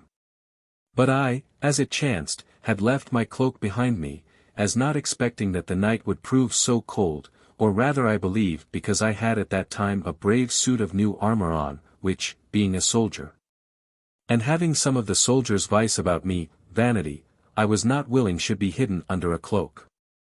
But I paid for my indiscretion with my sufferings, for with the inclement night, and the wet of the ditch in which we lay, I was well nigh frozen to death. And when I could endure no longer, I jogged Ulysses who was next to me, and had a nimble ear, and made known my case to him, assuring him that I must inevitably perish. He answered in a low whisper, Hush, lest any Greek should hear you, and take notice of your softness. Not a word more he said, but showed as if he had no pity for the plight I was in. But he was as considerate as he was brave. And even then, as he lay with his head reposing upon his hand, he was meditating how to relieve me, without exposing my weakness to the soldiers. At last, raising up his head, he made as if he had been asleep, and said, Friends, I have been warned in a dream to send to the fleet to King Agamemnon for a supply, to recruit our numbers, for we are not sufficient for this enterprise. And they believing him, one Thoas was dispatched on that errand, who departing, for more speed, as Ulysses had foreseen, left his upper garment behind him, a good warm mantle, to which I succeeded. And by the help of it got through the night with credit. This shift Ulysses made for one in need, and would to heaven that I had now that strength in my limbs which made me in those days to be accounted fit to be a leader under Ulysses. I should not then want the loan of a cloak or a mantle, to wrap about me and shield my old limbs from the night air. The tale pleased the herdsman. And Eumaeus, who more than all the rest was gratified to hear tales of Ulysses, true or false, said that for his story he deserved a mantle, and a night's lodging, which he should have. And he spread for him a bed of goat and sheep skins by the fire, and the seeming beggar, who was indeed the true Ulysses, lay down and slept under that poor roof, in that abject disguise to which the will of Minerva had subjected him. When morning was come, Ulysses made offer to depart, as if he were not willing to burden his host's hospitality any longer, but said that he would go and try the humanity of the townsfolk. If any there would bestow upon him a bit of bread or a cup of drink. Perhaps the queen's suitors, he said, out of their full feasts, would bestow a scrap on him, for he could wait at table, if need were, and play the nimble serving man. He could fetch wood, he said, or build a fire, prepare roast meat or boiled, mix the wine with water, or do any of those offices which recommended poor men like him to services in great men's houses. Alas! Poor guest, said Eumaeus, you know not what you speak. What should so poor and old a man as you do at the suitors' tables? Their light minds are not given to such grave servitors. They must have youths, richly tricked out in flowing vests, with curled hair, like so many of Jove's cupbearers, to fill out the wine to them as they sit at table, and to shift their trenchers. Their gorged insolence would but despise and make a mock at thy age. Stay here. Perhaps the queen, or Telemachus, hearing of thy arrival, may send to thee of their bounty. As he spake these words, the steps of one crossing the front court were heard, and a noise of the dogs fawning and leaping about as for joy. By which token Eumaeus guessed that it was the prince, who, hearing of a traveller being arrived at Eumaeus' cottage that brought tidings of his father, was come to search the truth. And Eumaeus said, It is the tread of Telemachus, the son of King Ulysses. Before he could well speak the words, the prince was at the door, whom Ulysses rising to receive. Telemachus would not suffer that so aged a man, as he appeared, should rise to do respect to him. But he courteously and reverently took him by the hand, and inclined his head to him, as if he had surely known that it was his father indeed. But Ulysses covered his eyes with his hands, that he might not show the waters which stood in them. And Telemachus said, Is this the man who can tell us tidings of the king my father? He brags himself to be a Cretan born, said Eumaeus, and that he has been a soldier and a traveller, but whether he speak the truth or not he alone can tell. But whatsoever he has been, what he is now is apparent. Such as he appears, I give him to you, do what you will with him. His boast at present is that he is at the very best a supplicant. Be he what he may, said Telemachus, I accept him at your hands. But where I should bestow him I know not, seeing that in the palace his age would not exempt him from the scorn and contempt which my mother's suitors in their light minds would be sure to fling upon him, a mercy if he escaped without blows. For they are a company of evil men, whose profession is wrongs and violence. Ulysses answered, Since it is free for any man to speak in presence of your greatness, I must say that my heart puts on a wolfish inclination to tear and to devour, hearing your speech, that these suitors should with such injustice rage. Where you should have the rule solely. What should the cause be? Do you wilfully give way to their ill manners? Or has your government been such as has procured ill will towards you from your people? Or do you mistrust your kinsfolk and friends in such sort as without trial to decline their aid? A man's kindred are they that he might trust to when extremities run high. Telemachus replied, The kindred of Ulysses are few. I have no brothers to assist me in the strife. But the suitors are powerful in kindred and friends. The house of old Arcesius has had this fate from the heavens, that from old it still has been supplied with single heirs. To Arcesius, Laertes only was born, from Laertes descended only Ulysses, from Ulysses I alone have sprung, whom he left so young that from me never comfort arose to him. But the end of all rests in the hands of the gods. Then Eumaeus departing to see to some necessary business of his herds, Minerva took a woman's shape, and stood in the entry of the door, and was seen to Ulysses, but by his son she was not seen. For the presences of the gods are invisible save to those to whom they will to reveal themselves. Nevertheless, the dogs which were about the door saw the goddess, and durst not bark, but went crouching and licking of the dust for fear. And giving signs to Ulysses that the time was now come in which he should make himself known to his son, by her great power she changed back his shape into the same which it was before she transformed him. And Telemachus, who saw the change, but nothing of the manner by which it was effected, only he saw the appearance of a king in the vigor of his age where but just now he had seen a worn and decrepit beggar, was struck with fear, and said, Some god has done this house this honor, and he turned away his eyes, and would have worshipped. But his father permitted not, but said, Look better at me, I am no deity, why put you upon me the reputation of godhead? I am no more but thy father, I am even he. I am that Ulysses by reason of whose absence thy youth has been exposed to such wrongs from injurious men. Then kissed he his son, nor could any longer refrain those tears which he had held under such mighty restraint before, though they would ever be forcing themselves out in spite of him. But now, as if their sluices had burst, they came out like rivers, pouring upon the warm cheeks of his son. Nor yet by all these violent arguments could Telemachus be persuaded to believe that it was his father, but he said some deity had taken that shape to mock him. For he affirmed that it was not in the power of any man, who is sustained by mortal food, to change his shape so in a moment from age to youth, but now, said he, you were all wrinkles, and were old. And now you look as the gods are pictured. His father replied, admire, but fear not, and know me to be at all parts substantially thy father, who in the inner powers of his mind, and the unseen workings of a father's love to thee, answers to his outward shape and pretense. There shall no more Ulysseses come here.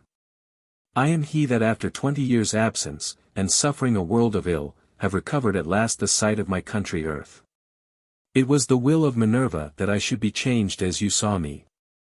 She put me thus together, she puts together or takes to pieces whom she pleases. It is in the law of her free power to do it, sometimes to show her favorites under a cloud, and poor, and again to restore to them their ornaments. The gods raise and throw down men with ease. Then Telemachus could hold out no longer, but he gave way now to a full belief and persuasion, of that which for joy at first he could not credit, that it was indeed his true and very father that stood before him. And they embraced, and mingled their tears. Then said Ulysses, tell me who these suitors are, what are their numbers, and how stands the queen thy mother affected to them?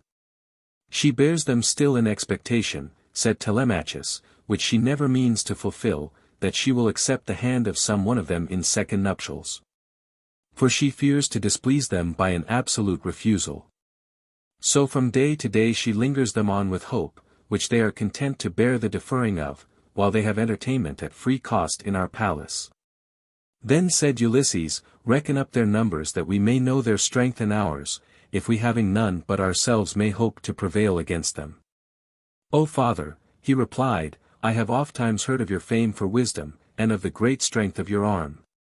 But the venturous mind which your speeches now indicate moves me even to amazement, for in no wise can it consist with wisdom or a sound mind that two should try their strengths against a host.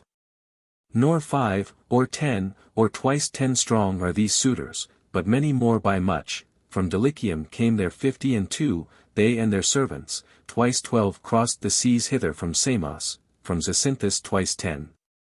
Of our native Ithacans, men of chief note, are 12 who aspire to the bed and crown of Penelope, and all these under one strong roof, a fearful odds against 2. My father, there is need of caution, lest the cup which your great mind so thirsts to taste of vengeance prove bitter to yourself in the drinking. And therefore it were well that we should bethink us of some one who might assist us in this undertaking. Thinkest thou, said his father, if we had Minerva and the King of Skies to be our friends, would their sufficiencies make strong our part? Or must we look out for some further aid yet? They you speak of are above the clouds, said Telemachus, and are sound aids indeed, as powers that not only exceed human, but bear the chiefest sway among the gods themselves. Then Ulysses gave directions to his son to go and mingle with the suitors, and in no wise to impart his secret to any, not even to the queen his mother, but to hold himself in readiness, and to have his weapons and his good armor in preparation. And he charged him that when he himself should come to the palace, as he meant to follow shortly after, and present himself in his beggar's likeness to the suitors, that whatever he should see which might grieve his heart, with what foul usage and contumelious language soever the suitors should receive his father, coming in that shape, though they should strike and drag him by the heels along the floors, that he should not stir nor make offer to oppose them. Further than by mild words to expostulate with them, until Minerva from heaven should give the sign which should be the prelude to their destruction. And Telemachus, promising to obey his instructions, departed, and the shape of Ulysses fell to what it had been before, and he became to all outward appearance a beggar, in base and beggarly attire. Chapter 9. The Queen's suitors. The battle of the beggars. The armor taken down. The meeting with Penelope. From the house of Eumaeus the seeming beggar took his way, leaning on his staff, till he reached the palace, entering in at the hall where the suitors sat at meat. They in the pride of their feasting began to break their jests in mirthful manner, when they saw one looking so poor and so aged approach. He, who expected no better entertainment, was nothing moved at their behavior, but, as became the character which he had assumed, in a suppliant posture crept by turns to every suitor, and held out his hands for some charity. With such a natural and beggar-resembling grace that he might seem to have practiced begging all his life. Yet there was a sort of dignity in his most abject stoopings, that whoever had seen him would have said, if it had pleased heaven that this poor man had been born a king, he would gracefully have filled a throne. And some pitied him, and some gave him alms, as their present humours inclined them, but the greater part reviled him, and bade him begone, as one that spoiled their feast. For the presence of misery has this power with it, that, while it stays, it can ash and overturn the mirth even of those who feel no pity or wish to relieve it, nature bearing this witness of herself in the hearts of the most obdurate. Now Telemachus sat at meat with the suitors, and knew that it was the king his father who in that shape begged an alms. And when his father came and presented himself before him in turn, as he had done to the suitors one by one, he gave him of his own meat which he had in his dish, and of his own cup to drink. And the suitors were past measure offended to see a pitiful beggar, as they esteemed him, to be so choicely regarded by the prince. Then Antinous, who was a great lord, and of chief note among the suitors, said, Prince Telemachus does ill to encourage these wandering beggars, who go from place to place, affirming that they have been some considerable persons in their time, filling the ears of such as hearken to them with lies, and pressing with their bold feet into kings' palaces. This is some saucy vagabond, some travelling Egyptian. I see, said Ulysses, that a poor man should get but little at your board, scarce should he get salt from your hands, if he brought his own meat. Lord Antinous, indignant to be answered with such sharpness by a supposed beggar, snatched up a stool, with which he smote Ulysses where the neck and shoulders join. This usage moved not Ulysses. But in his great heart he meditated deep evils to come upon them all, which for a time must be kept close, and he went and sat himself down in the doorway to eat of that which was given him. And he said, For life or possessions a man will fight, but for his belly this man smites. If a poor man has any god to take his part, my lord Antinous shall not live to be the queen's husband. Then Antinous raged highly, and threatened to drag him by the heels, and to rend his rags about his ears, if he spoke another word. But the other suitors did in no wise approve of the harsh language, nor of the blow which Antinous had dealt. And some of them said, Who knows but one of the deities goes about hid under that poor disguise? For in the likeness of poor pilgrims the gods have many times descended to try the dispositions of men, whether they be humane or impious.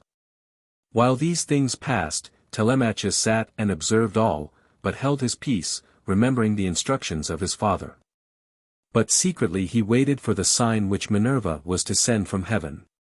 That day there followed Ulysses to the court one of the common sort of beggars, Iris by name, one that had received alms beforetime of the suitors, and was their ordinary sport, when they were inclined, as that day, to give way to mirth.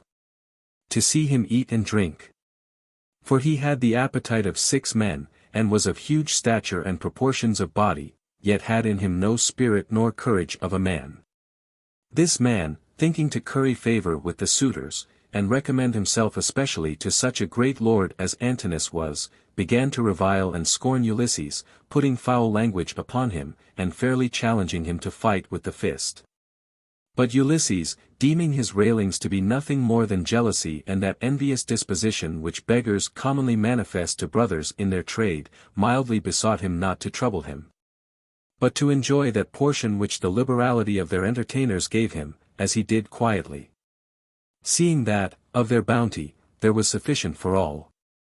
But Iris, thinking that this forbearance in Ulysses was nothing more than a sign of fear, so much the more highly stormed, and bellowed, and provoked him to fight. And by this time the quarrel had attracted the notice of the suitors, who with loud laughters and shouting egged on the dispute, and Lord Antinous swore by all the gods it should be a battle, and that in that hall the strife should be determined. To this the rest of the suitors with violent clamours acceded, and a circle was made for the combatants, and a fat goat was proposed as the victor's prize, as at the Olympic or the Pythian games. Then Ulysses, seeing no remedy, or being not unwilling that the suitors should behold some proof of that strength which ere long in their own persons they were to taste of, stripped himself, and prepared for the combat. But first he demanded that he should have fair play shown him, that none in that assembly should aid his opponent, or take part against him, for, being an old man, they might easily crush him with their strengths.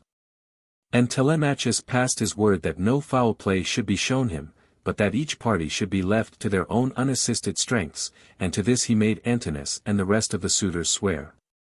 But when Ulysses had laid aside his garments, and was bare to the waist, all the beholders admired at the goodly sight of his large shoulders, being of such exquisite shape and whiteness, and at his great and brawny bosom. And the youthful strength which seemed to remain in a man thought so old. And they said, what limbs and what sinews he has. And coward fear seized on the mind of that great vast beggar, and he dropped his threats, and his big words, and would have fled, but Lord Antinous stayed him, and threatened him that if he declined the combat, he would put him in a ship, and land him on the shores where King Echetus reigned, the roughest tyrant which at that time the world contained, and who had that antipathy to rascal beggars, such as he. That when any landed on his coast he would crop their ears and noses and give them to the dogs to tear. So Iris, in whom fear of King Echetus prevailed above the fear of Ulysses, addressed himself to fight. But Ulysses, provoked to be engaged in so odious a strife with a fellow of his base conditions, and loathing longer to be made a spectacle to entertain the eyes of his foes, with one blow, which he struck him beneath the ear, so shattered the teeth and jawbone of this soon baffled coward that he laid him sprawling in the dust, with small stomach or ability to renew the contest. Then raising him on his feet, he led him bleeding and sputtering to the door, and put his staff into his hand, and bade him go use his command upon dogs and swine, but not presume himself to be lord of the guests another time, nor of the beggary. The suitors applauded in their vain minds the issue of the contest, and rioted in mirth at the expense of poor Iris, who they vowed should be forthwith embarked, and sent to King Echetus. And they bestowed thanks on Ulysses for ridding the court of that unsavory morsel, as they called him. But in their inward souls they would not have cared if Iris had been victor, and Ulysses had taken the foil, but it was mirth to them to see the beggars fight. In such pastimes and light entertainments the day wore away. When evening was come, the suitors betook themselves to music and dancing. And Ulysses leaned his back against a pillar from which certain lamps hung which gave light to the dancers, and he made show of watching the dancers, but very different thoughts were in his head. And as he stood near the lamps, the light fell upon his head, which was thin of hair and bald, as an old man's. And Eurymachus, a suitor, taking occasion from some words which were spoken before, scoffed, and said, Now I know for a certainty that some god lurks under the poor and beggarly appearance of this man, for, as he stands by the lamps, his sleek head throws beams around it, like as it were a glory. And another said, He passes his time, too, not much unlike the gods, lazily living exempt from labor, taking offerings of men. I warrant, said Eurymachus again, he could not raise a fence or dig a ditch for his livelihood, if a man would hire him to work in a garden. I wish, said Ulysses, that you who speak this and myself were to be tried at any task-work, that I had a good crooked scythe put in my hand, that was sharp and strong, and you such another, where the grass grew longest, to be up by daybreak, mowing the meadows till the sun went down, not tasting of food till we had finished. Or that we were set to plough 4 acres in one day of good glebe land, to see whose furrows were evenest and cleanest, or that we might have one wrestling bout together.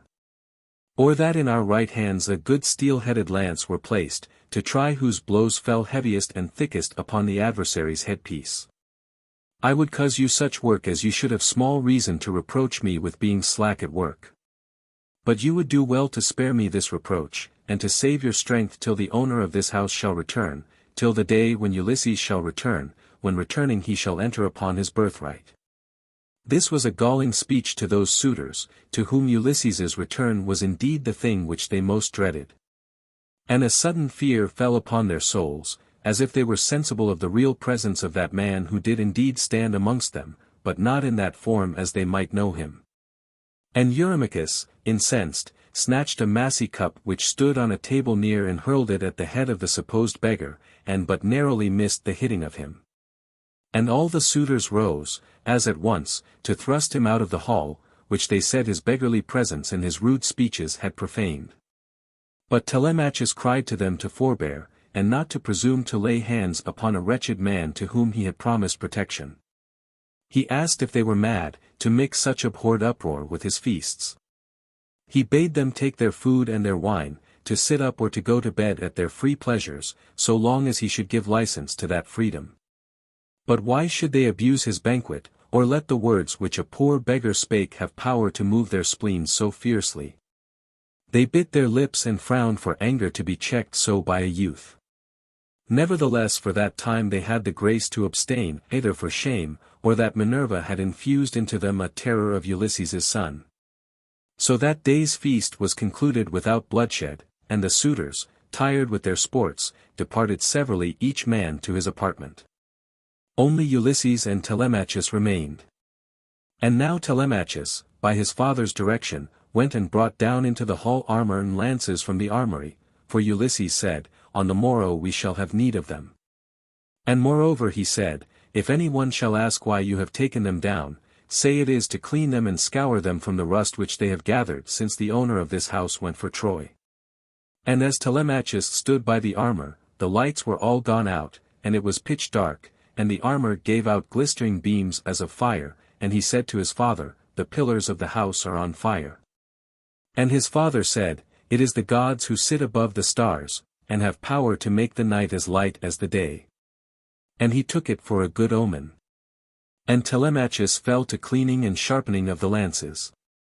Now Ulysses had not seen his wife Penelope in all the time since his return. For the queen did not care to mingle with the suitors at their banquets, but, as became one that had been Ulysses's wife, kept much in private, spinning and doing her excellent housewiferys among her maids in the remote apartments of the palace.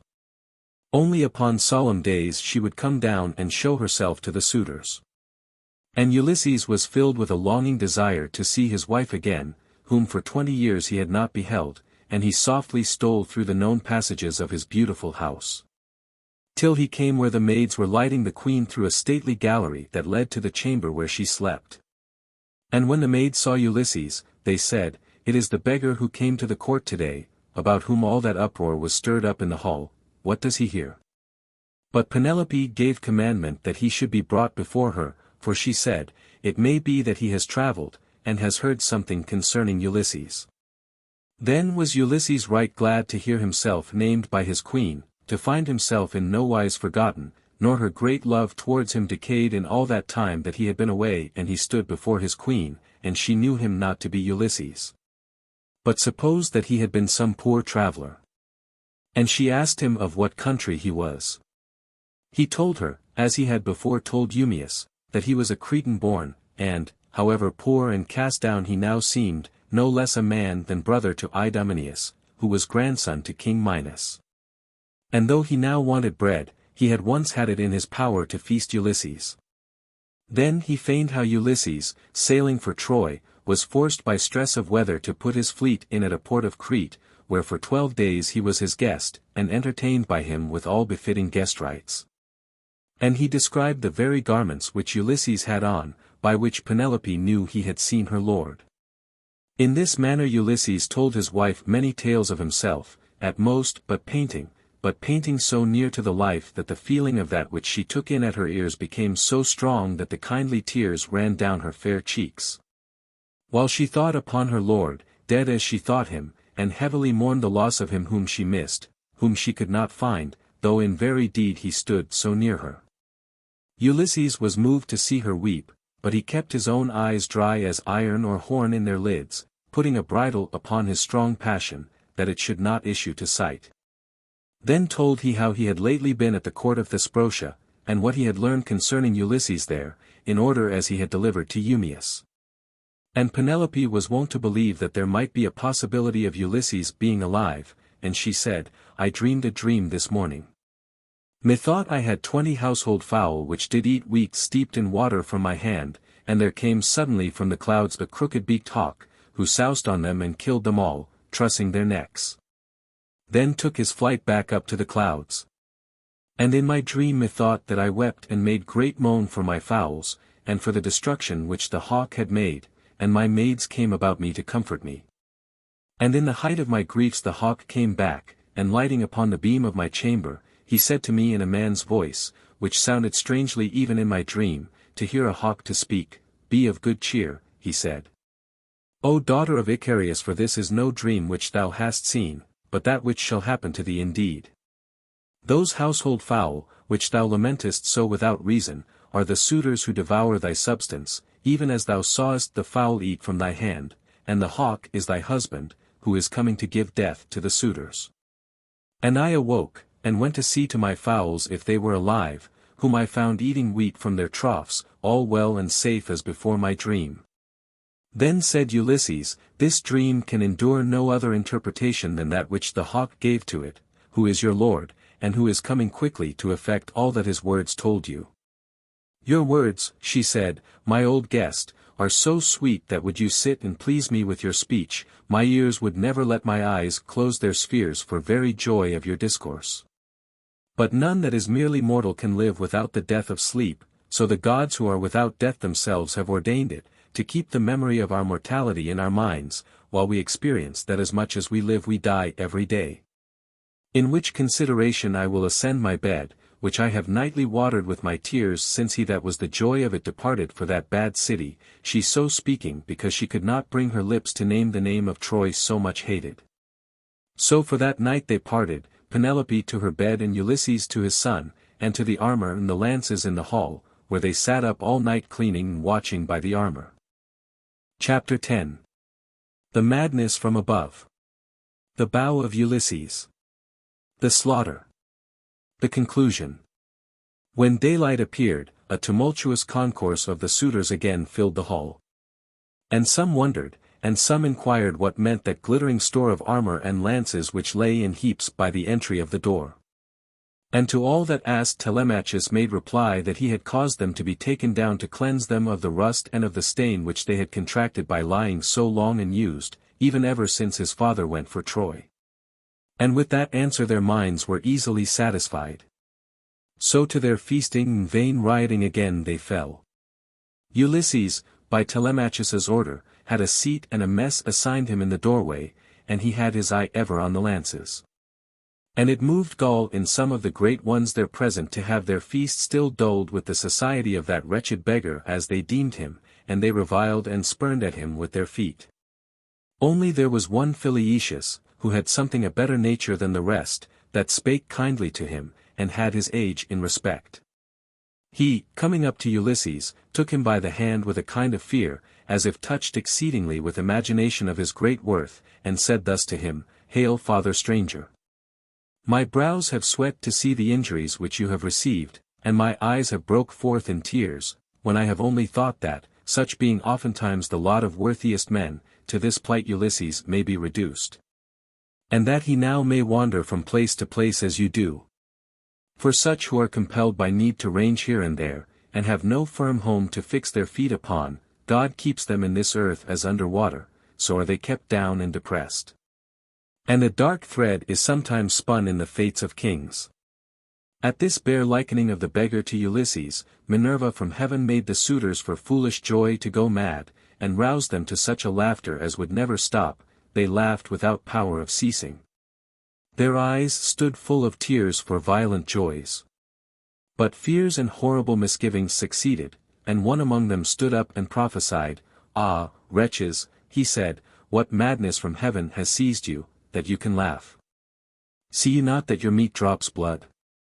A night, like the night of death, wraps you about, you shriek without knowing it, your eyes thrust forth tears, the fixed walls, and the beam that bears the whole house up, fall blood, ghosts choke up the entry.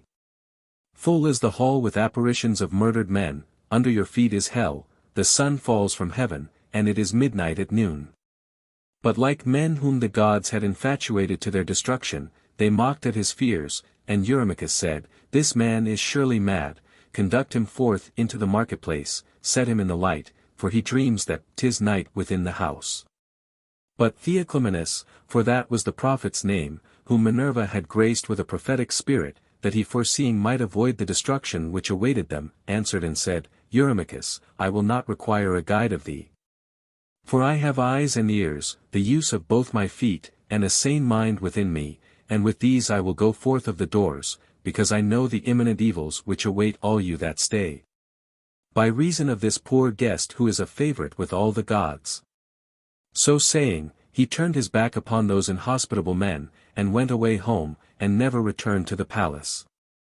These words which he spoke were not unheard by Telemachus, who kept still his eye upon his father, expecting fervently when he would give the sign which was to precede the slaughter of the suitors. They, dreaming of no such thing, fell sweetly to their dinner, as joying in the great store of banquet which was heaped in full tables about them. But there reigned not a bitterer banquet planet in all heaven than that which hung over them this day by secret destination of Minerva. There was a bow which Ulysses left when he went for Troy. It had lain by since that time, out of use and unstrung, for no man had strength to draw that bow, save Ulysses. So it had remained, as a monument of the great strength of its master. This bow, with the quiver of arrows belonging thereto, Telemachus had brought down from the armory on the last night along with the lances. And now Minerva, intending to do Ulysses an honor, put it into the mind of Telemachus to propose to the suitors to try who was strongest to draw that bow. And he promised that to the man who should be able to draw that bow his mother should be given in marriage, Ulysses's wife the prize to him who should bend the bow of Ulysses. There was great strife and emulation stirred up among the suitors at those words of the prince Telemachus. And to grace her son's words, and to confirm the promise which he had made, Penelope came and showed herself that day to the suitors. And Minerva made her that she appeared never so comely in their sight as that day, and they were inflamed with the beholding of so much beauty, proposed as the price of so great manhood. And they cried out that if all those heroes who sailed to Colchis for the rich purchase of the golden-fleeced ram had seen earth's richer prize, Penelope, they would not have made their voyage, but would have vowed their valors and their lives to her, for she was at all parts faultless. And she said, The gods have taken my beauty from me, since my lord went for Troy. But Telemachus willed his mother to depart and not be present at that contest. For he said, It may be, some rougher strife shall chance of this than may be expedient for a woman to witness. And she retired, she and her maids, and left the hall. Then the bow was brought into the midst, and a mark was set up by Prince Telemachus, and Lord Antinous, as the chief among the suitors, had the first offer. And he took the bow, and, fitting an arrow to the string, he strove to bend it, but not with all his might and main could he once draw together the ends of that tough bow. And when he found how vain a thing it was to endeavor to draw Ulysses's bow, he desisted, blushing for shame and for mere anger. Then Eurymachus adventured, but with no better success. But as it had torn the hands of Antinous, so did the bow tear and strain his hands, and marred his delicate fingers, yet could he not once stir the string. Then called he to the attendants to bring fat and unctuous matter, which melting at the fire, he dipped the bow therein, thinking to supple it and make it more pliable, but not with all the helps of art could he succeed in making it to move. After him Liodes, and Amphinomus, and Polybus, and Eurynomus, and Polyctorides essayed their strength, but not any one of them, or of the rest of those aspiring suitors, had any better luck. Yet not the meanest of them there but thought himself well worthy of Ulysses's wife, though to shoot with Ulysses's bow the completest champion among them was by proof found too feeble. Then Ulysses prayed that he might have leave to try. And immediately a clamor was raised among the suitors, because of his petition, and they scorned and swelled with rage at his presumption, and that a beggar should seek to contend in a game of such noble mastery.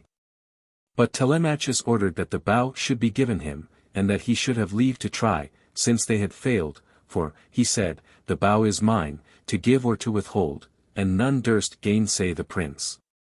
Then Ulysses gave a sign to his son, and he commanded the doors of the hall to be made fast, and all wondered at his words, but none could divine the cause.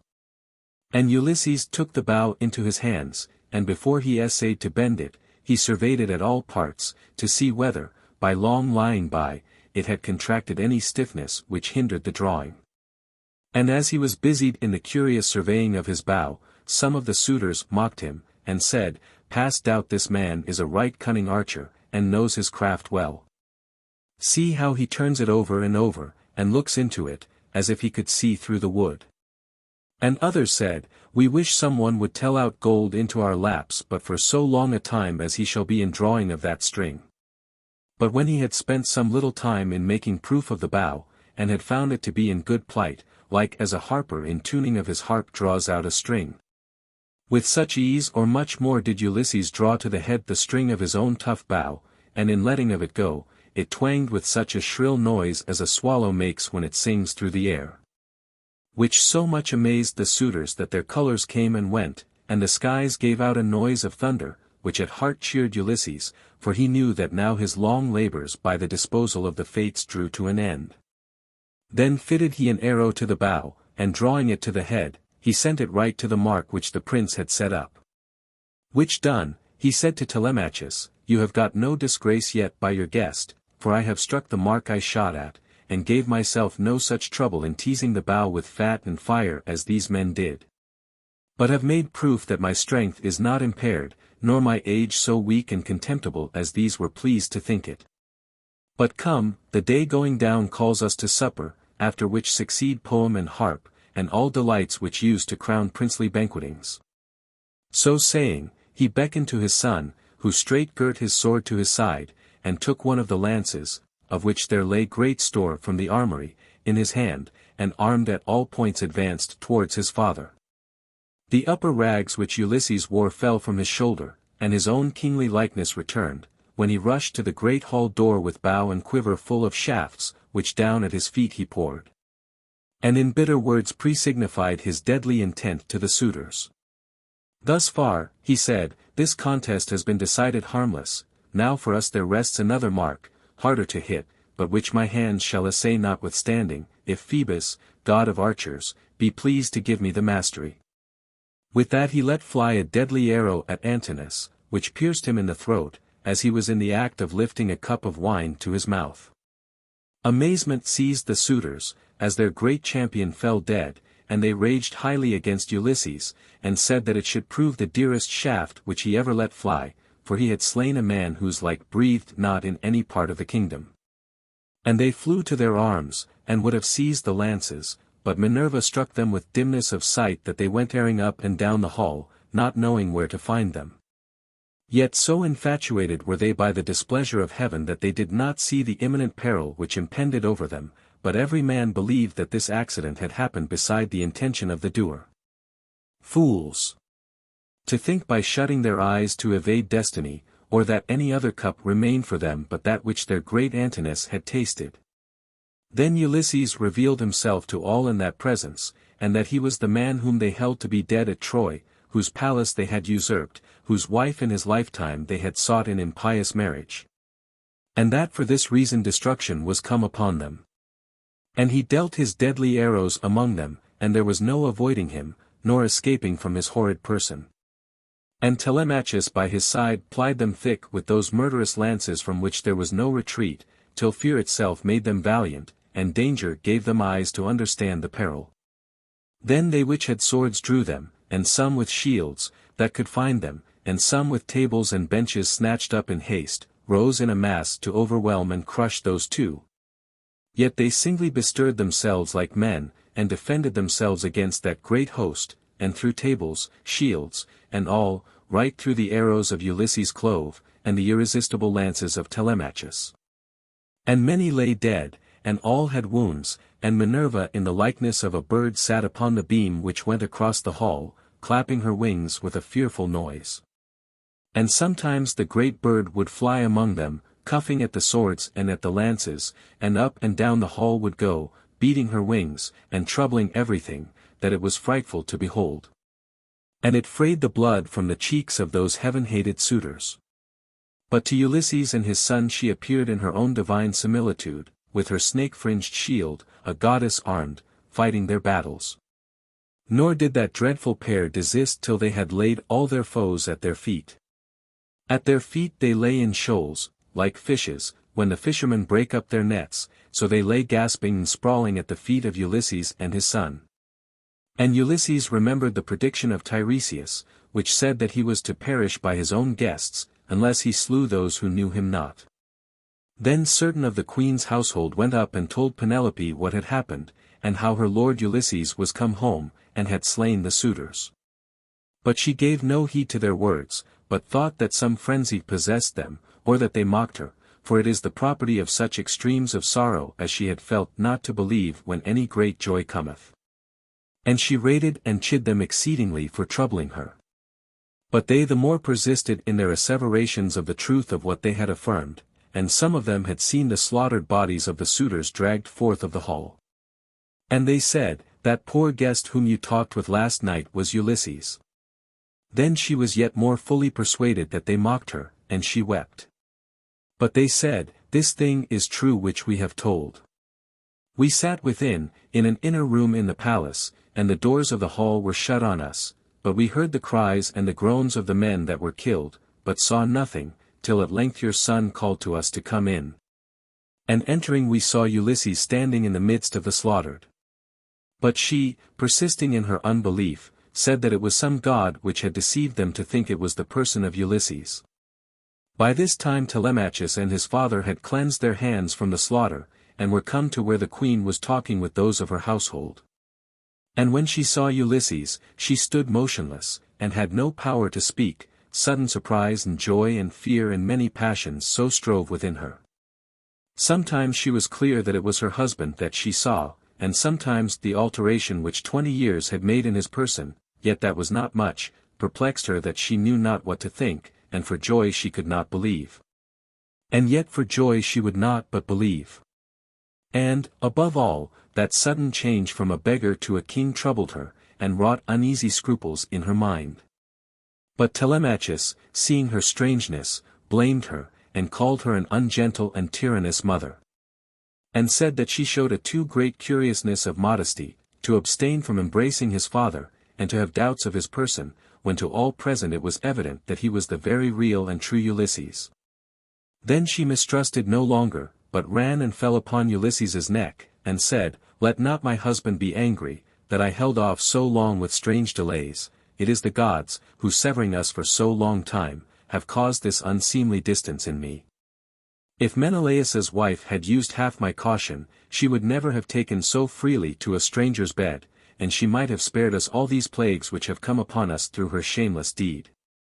These words with which Penelope excused herself wrought more affection in Ulysses than if upon a first sight she had given up herself implicitly to his embraces.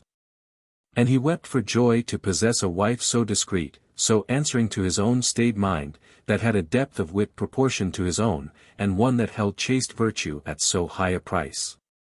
And he thought the possession of such a one cheaply purchased with the loss of all Circe's delights and Calypso's immortality of joys. And his long labors and his severe sufferings past seemed as nothing, now they were crowned with the enjoyment of his virtuous and true wife Penelope. And as sad men at sea whose ship has gone to pieces nigh shore, swimming for their lives, all drenched in foam and brine, crawl up to some poor patch of land, which they take possession of with as great a joy as if they had the world given them in fee, with such delight did this chaste wife cling to her lord restored. Till the dark night fast coming on reminded her of that more intimate and happy union when in her long widowed bed she should once again clasp a living Ulysses. So from that time the land had rest from the suitors. And the happy Ithacans with songs and solemn sacrifices of praise to the gods celebrated the return of Ulysses. For he that had been so long absent was returned to wreak the evil upon the heads of the doers, in the place where they had done the evil, there wreaked he his vengeance upon them. The End.